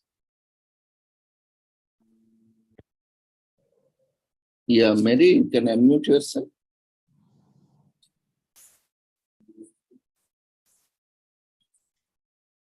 Actually, sir, you made my day. Thank you. Thank you. Because why, I'll tell you why is the reason. First, I thank Dr. Ravindra sir for giving me the opportunity to express my opinion. Because the what all qualities you said me that happened to me in 2006, that brought me to really live my life to spirituality. So, like it, I went through a major accident. Today, 17 years, God has given me life. Then I thought I should do what and all you have told to do. So it really impacted my life, sir. You made my day. Thank you. Thank you so much, Mary Florence. Thank you. Like, you know, I love such talks, sir. If someone tells, apart from social work, apart from psychology, something relating to anything relating to God means I'll be there first. Because of God only I got this life back now. Then why don't I give to Him? Definitely, you know, You have made always my day, sir. impact to the society. Give back to God. No, you really made my day, sir. Each word you said is like as if I'm listening to my value education school, and I've really imbibed what you said. I've really practiced. Really, Thank you so much. actually, you made my day, sir. Really, thank you very much, sir. Thank you. I really, it's enriching and it impacted me a lot. Thank you. In my apart from my family, I give lot of I spend lot of my time in church. Oh, wonderful. So I give lot of time to from prayer. Prayer is prayer which I cannot sacrifice. Yes, So, yes, definitely. So I give, and this session really impacted me a lot. So incredible. It really brought a enlightenment in this night time also for me, sir. Thank you so much. Thank you. So I strongly believe, you know, you took from everything, sir. You collaborated Bible, Quran, your Ganesh, everything. Because I am Christian, but I respect every religion. For me, I'm doing social work. I'm a MSW, Master of Social. For me, and also everyone my is same. suggestion is there's one gospel generally in the Holy Bible. We read the 4 gospels, but there's one very important gospel that was found in the Dead Sea Scrolls. One is the Gospel of Thomas. I want you to read that also, if feasible. No, sir, I'm not very particular about religion. For me, religion is not like that. But something relating to any spirituality, any temple, any mosque, I will go and listen, because the God gave me second life now. So anything dealing with I God means understand. I'm there.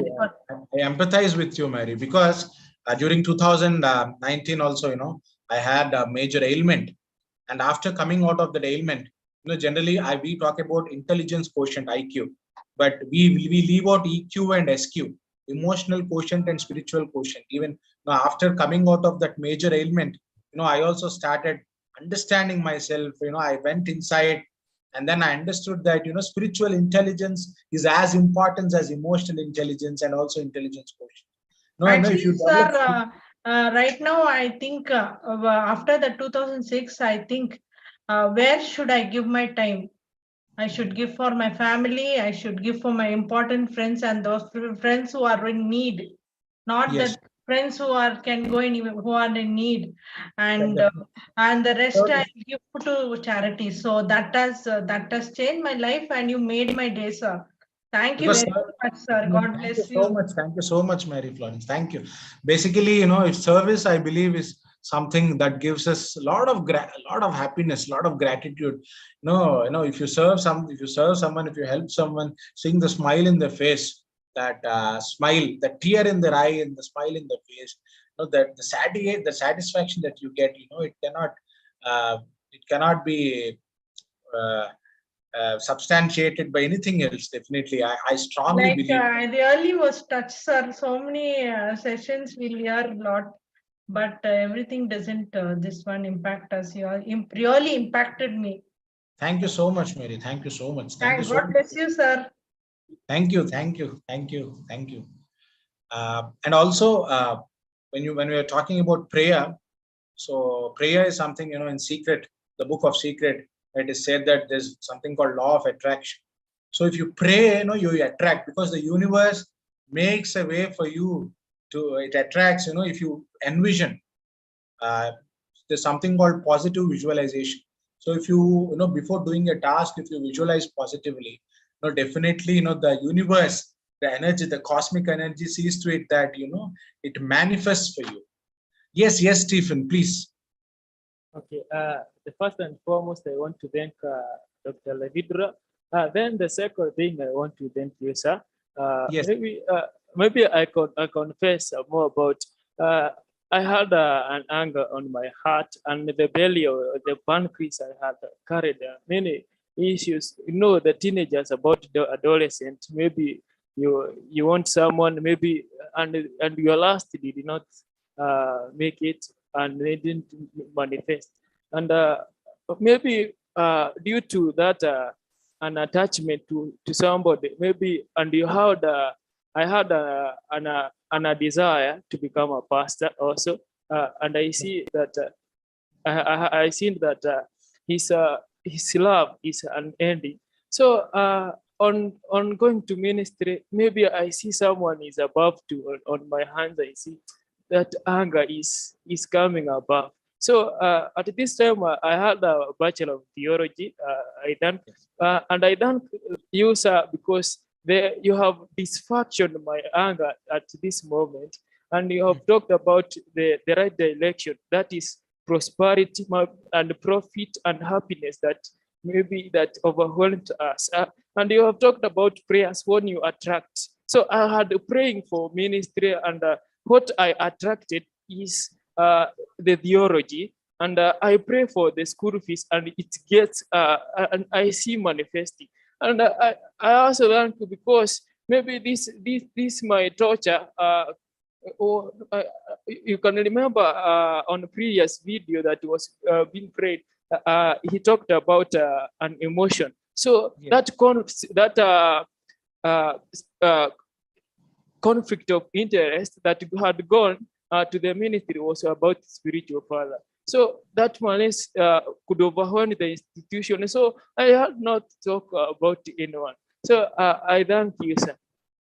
That's true. I really thank you, sir. Wonderful, Stephen. I really hope you become a pastor, not just a pastor.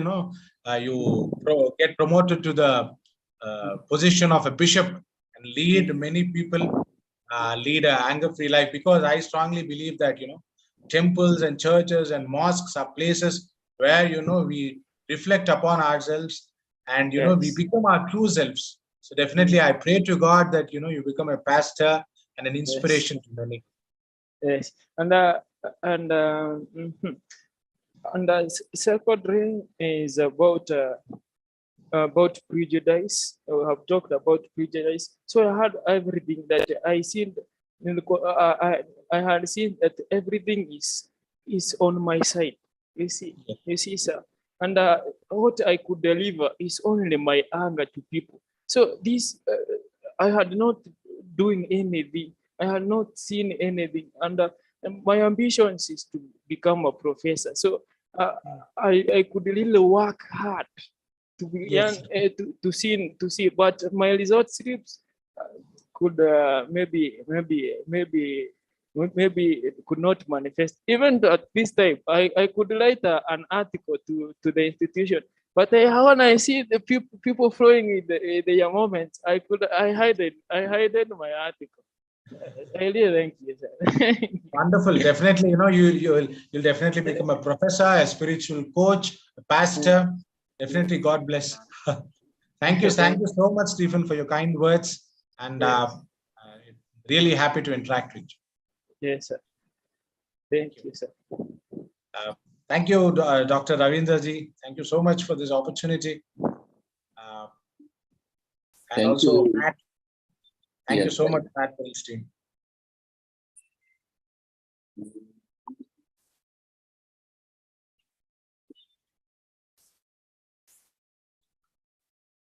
Yeah, thank you, Dr. Krishnaveer, for the wonderful and insightful and more of enlightening session, And then that is the greatness of our scriptures, ancient literature, where you can explore ourselves and correlate and learn, reflect upon various aspects of our day-to-day life. But unfortunately, today, we have forgot, in fact, to go back and, explore ourselves within these ancient scriptures. That's why we are struggling. Today, we are talking about mental health. Yes. Because, we don't have that kind of connect. That's true. With our ancient knowledge. That's true. That's true. And, beyond religion, there was always spirituality. Spirituality, definitely. Because the true essence of any religion is spirituality. That's true. They all, thrive for the global peace and, Yes. oneness That's among everyone and humanity. So these are the great concepts behind all the belief systems. That's true, sir. We always talk about Vasudhaiva Kutumbam, one big family. We are all one big family. Yeah. So that is what we really need to, look beyond one's systems, That's true, beyond what one's belief system, or it may be religion or anything.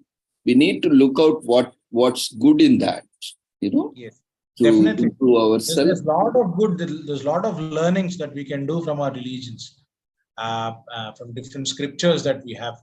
And also, sir, before I sign out, there's one suggestion I wanted to give to the crowd. There's one beautiful song called Words by Boyzone. Words by Boyzone. If you have time, please listen to it. You will love the song. It talks about smile, the importance of smile, and how smile can melt the world. A beautiful smile can melt the world. So the song is Words by Boyzone. Please, after this session, I request you all to listen to the song. You'll definitely love it. Yes, Ravindraji. Yeah, sure. Thank you for contributing to that. And yes, I'll be sharing my number here. Someone was, yes, Mary G was asking for the number. I'll be sharing my contact here.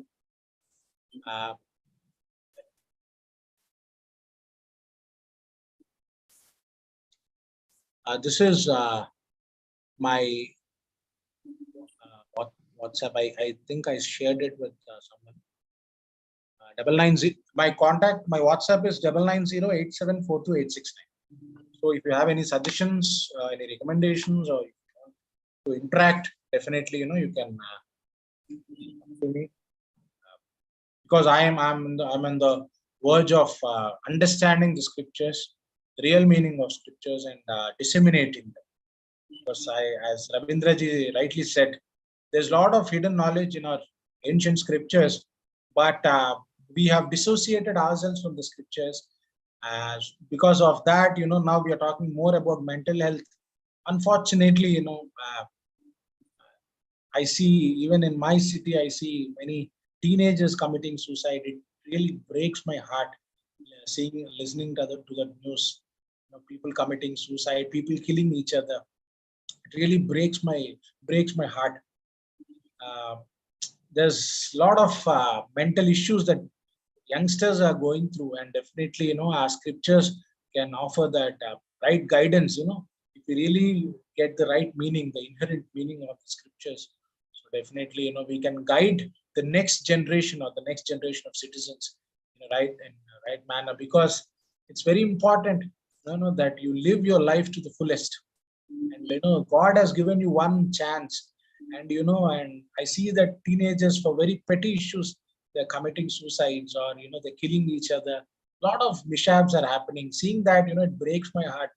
And definitely, the main reason for that is anger. And our scriptures offer the best solutions to be happy and contented in life, because we have a higher purpose. And to understand that higher purpose, we have to delve upon the true meaning of our scriptures. Thank you, Ravindraji. Thank you so much. Thank you so much. Thank you, Dr. Krishnavir. We regularly organize almost every day. We have a session online from 6 to 8. Yes, So we are taking up various sessions like based on holistic health, well-being, and sustainable development. And we are commemorating various days. And whenever you have some time, whenever you are able to contribute, you can just definitely, sir. pitch in and It will be my honor, it will be a privilege to be part of your sessions, part of your conferences. Definitely, sir. You can count me in always. thank you. Thank you very much. And once Thank you, sir. again, Thank you, sir. Take care. Have a yeah, great wish night. you all the success. Congratulations. Thank you. Thank you so much, sir. Thank you. Thank you. See you. So Thank you, dear, guys. Thank you so much. dear friends, quickly fill up the feedback form so that we can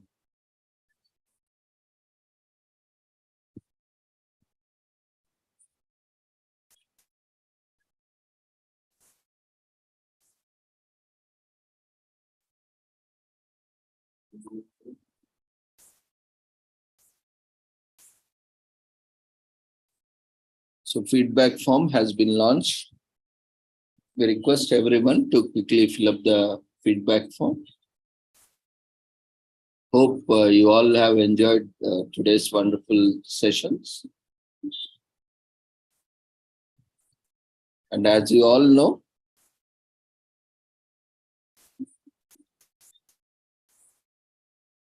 the entire sessions are live streamed on YouTube and are also being recorded. So you can always visit the conference YouTube channel.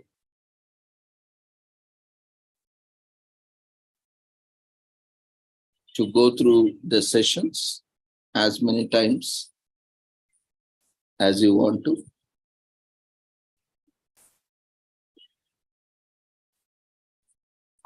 And we thank everyone, each and everyone, for joining us on these wonderful sessions, and keep joining us for the next 3 days as well. We have been successfully carrying out our journey together in this wonderful international conference. Tomorrow also we have exciting sessions by our other team members.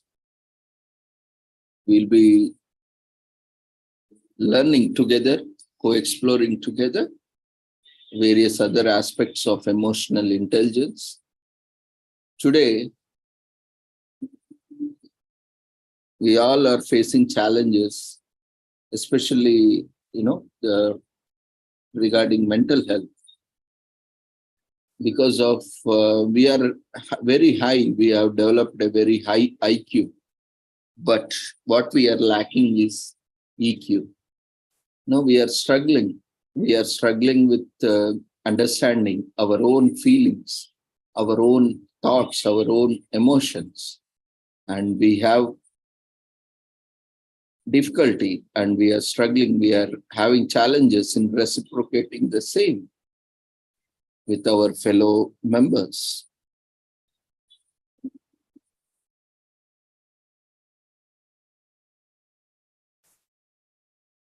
So that is the reason we are facing challenges and we are not able to vent our feelings, share our own feelings and expressions. So definitely this is high time, because suicides are skyrocketing and even mental health issues, especially, the COVID has made the privacy or the gap or the space between us disappear.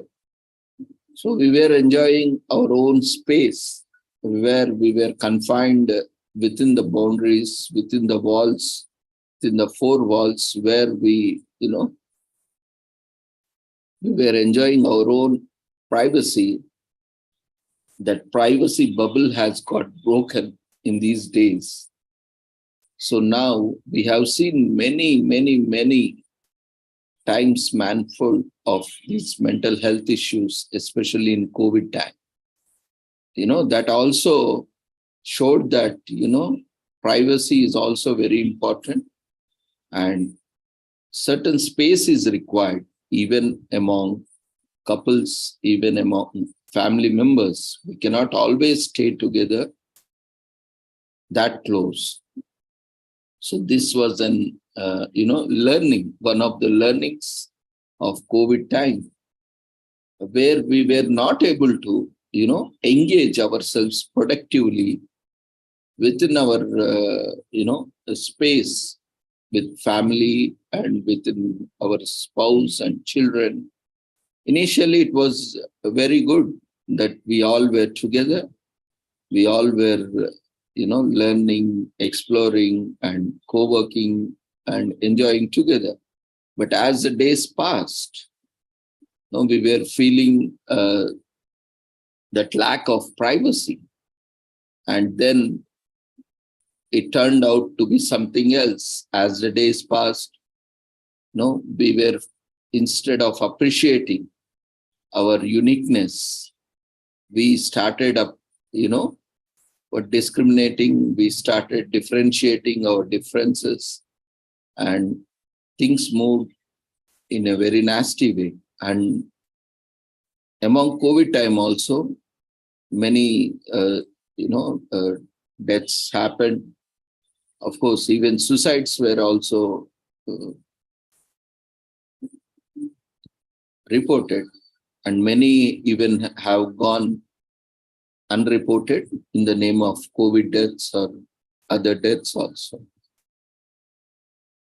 And we have seen since then, there are a lot of mental health issues, even though the impact was due to various factors, including COVID itself or with the COVID vaccination and various other medicines and drugs that were taken as part of the process, and also due to the existing conditions, whether it may be due to lifestyle, whether it may be due to various aspects of our livelihood, that has created a different kind of environment that altogether has changed the way we look ourselves. And not only that, this work from home has created a lot of, mixed reactions.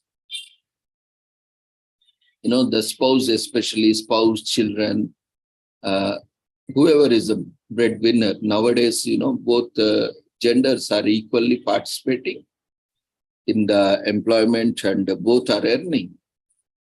So they were, a kind of environment was created, both appreciating, but, sitting at home or in a closed boundaries, as both were working together, they were not able to appreciate. And that gave rise to many diverse cases and many conflicts, and even to domestic violence. And, within married couples, there were a lot of sexual abuse and other kinds of abuse that happened. That is just one part of the negative side that contributed to the mental health. At the same time, it has also contributed to the positive mental health, where, we explored different things. We sorted out because we got time, we have nothing to do, and we were confined to the closed spaces, and we were exploring ourselves. We were working out on together, and, different people have, and thanks to the internet technologies, communication technologies, without that, it could have been very severe. You could have to imagine what kind of, impact that could have been if internet services or communication technologies were shut down at those times. It could have really been a worst situation ever have imagined. Thanks to the internet and communication technologies, people were able to carry out their, daily routines, and also it turned out to be a very good entertainment and edutainment opportunity also. People learned many things. Those who were not, aware of not using gadgets, and thanks to the industry that kept the supply of these gadgets, and many folds these sales have increased, and people also got used to technology. Thanks to even COVID has also got mixed, learnings, where it has taught us that we can completely live, without exploiting the nature. And nature has also shown that, it can have its own control, so that it can thrive itself without, human beings. And it once again shown us that the climate change, that whatever it is happening, greenhouse gas emissions and various other aspects which are polluting the planet, which are, we are abusing the planet and natural resources. So they can thrive without human beings. So it is again a reminder for us, and this is a decade for restoration, as taken up by the United Nations. So we need to relook ourselves. We need to understand our feelings, emotions, thoughts, and we need the right way to reciprocate. And we need a concept that is truly secular, a concept that is truly spiritual, that promotes, the concept of one family, togetherness, in spite of all the differences. It may be in the form of religion, it may be in the form of belief system, it may be in the form of caste, creed, anything. Beyond everything, we are same human beings. These all come next. But first, we all are human beings of equal potentials. We all can work together, overcoming all these barriers, and we can work towards the universal harmony or the global peace and for the sustainable development. So with these aspirations and with these commitments, the only way we can achieve is to work in harmony with ourselves, with others, within the communities, and with the nature and environment. And let's use this opportunity and explore our own emotional intelligence and emotional quotients to train ourselves, analyze, interpret them, train ourselves for the betterment of ourselves and also society, community, and nation at large. So thank you once again, everyone, for joining us on this wonderful occasion, and see you all tomorrow at the same time with the same link for a few more wonderful sessions. And we have 3 days left for the conference and those whose papers are pending. So kindly make sure whatever papers are there. So Sunday would be the last day for all the presentations. So tomorrow also we have scheduled all the sessions. So today we are not taking up anything. Tomorrow also we'll be, having sessions. 3 sessions are there of 1 hour each. So if time permits, if speakers are presenters, if they are joining, then if any pending presentations are available, then join at 6 o'clock at sharp, so that we can take up 1 or 2 presentations. and then we can start our sessions at 6:30 with this topic of emotional intelligence. Until 9:30, we'll be having these sessions on emotional intelligence, 3 sessions. Then after that, we'll take up 1 or 2 papers.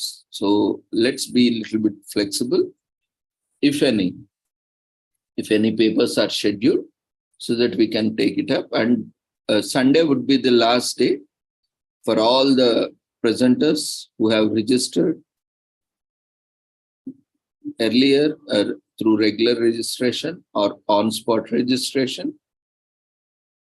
So Sunday would be the last day, and Monday there would be no presentations, only panel discussions or panel presentations, or the invited guest presentations would be there. So whoever is yet to present, we request everyone to complete the formalities and immediately contact the coordinator and share your details so that we can schedule tomorrow and day after tomorrow. We hardly have 2 days left. Don't miss this wonderful opportunity, and make best use of this opportunity. So once again, we thank you, everyone. Hope everyone has filled the feedback form. And we have already updated the feedback form even on the website. Those who have attended on the World Social Work Day for the celebrations, you can visit website also, and there you can find the link. Those who have participated, you can fill the feedback form there for that day, 21st March, Tuesday, for World Social Work Day celebrations. As we have informed you that you will be getting an additional certificate. All certificates will be issued after the conference, after 1 week, as we need to, pull out all the details. Once conference ends, then we will take the attendance, we'll consolidate all the feedback forms, and we will process. And within 1 week or after 1 week, we will try to complete it within 1 week so that all the details are consolidated. And after 1 week, mostly, you can download your certificates. We'll also send it through email. Initially, once the certificates are ready, we will dispatch everything. Automatically, it is generated. So the same copy which are generated are saved in Google Drive, and the same Google Drive link will also be updated on the website. So from 2 places, one is your own email ID. Hope you all have added conference email ID to your contacts. If not, kindly add it so that you don't miss it. And other ways, you can visit website and download. There is one more instruction. Completing all the formalities is your responsibility. Make sure by the end of the conference, by the last day of the conference, you are completing your formalities. It may be participants, it may be presenters. Make sure you are completing all your formalities as mentioned on the website and registrations form. And once you complete all the formalities, it is our responsibility. Within next week time, we'll process, and in the next week. So mostly in the next 2 weeks, we will ensure whoever has completed all the formalities. From our side, we will ensure that we will issue all the certificates. So, but for that, you have to complete your responsibility so that we can, take up our responsibility and complete them successfully. So we request all the speakers also, those who have not completed formalities, but we have given opportunity because time is also running out. So we request all the participants, those who have not registered, if not registered, so quickly register. Even today also no issue. Even if you have attended without registration also no problem. But make sure you are registering before the last day of conference, before or at the time of valedictory. Make sure you are registering yourself. Even if you have attended one day also, you are going to get certificate for one day. So make sure you are registering. And for all the presenters, make sure you are following, you are registering yourself, and you are sharing your details in the exact format, because most of the things are automated.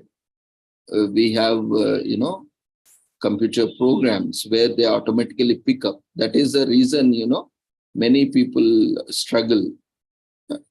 Systems are not human beings. We need to understand, and they only work as per the code written by us. And if we make even a small mistake, even a space or a comma or additional character, it treats as an act. Any small mistake also, it will not consider. And that is where, many are having problem. Especially those who are not following are facing problem because of that issue. Because we have to remember, we are working with systems, and if what will happen if we mess with the systems. So let's not trouble ourselves. Follow the format exactly. You copy the format and fill all the details, because a template has already been set and the same format has been shared in the on the website as well as in the registration forms. So make sure you are once you are registered, you share all the details in the specific format, and also share all the files. Do not miss the files, and make sure you are sending all the details in a single mail. Don't send resume in one email and photo in one email, paper in one email. Don't do that. It will again, at the end of the day, again you have to send, and you will not be receiving certificate, because this will waste your time and resources, our time and resources. The best way is to follow instructions by the organizers, so that it will help you to get certificates in time, and it will also help us to complete all the formalities in a timely manner. So we request everyone, all the speakers, to complete their formalities, and all the participants to register yourself and fill the feedback forms. If you have missed one or more feedback form, no need to worry, but ensure that you are filling up the next feedback form, whichever is coming up. So thank you once again, everyone, for your continued support, and see you all tomorrow. Take care. Good night.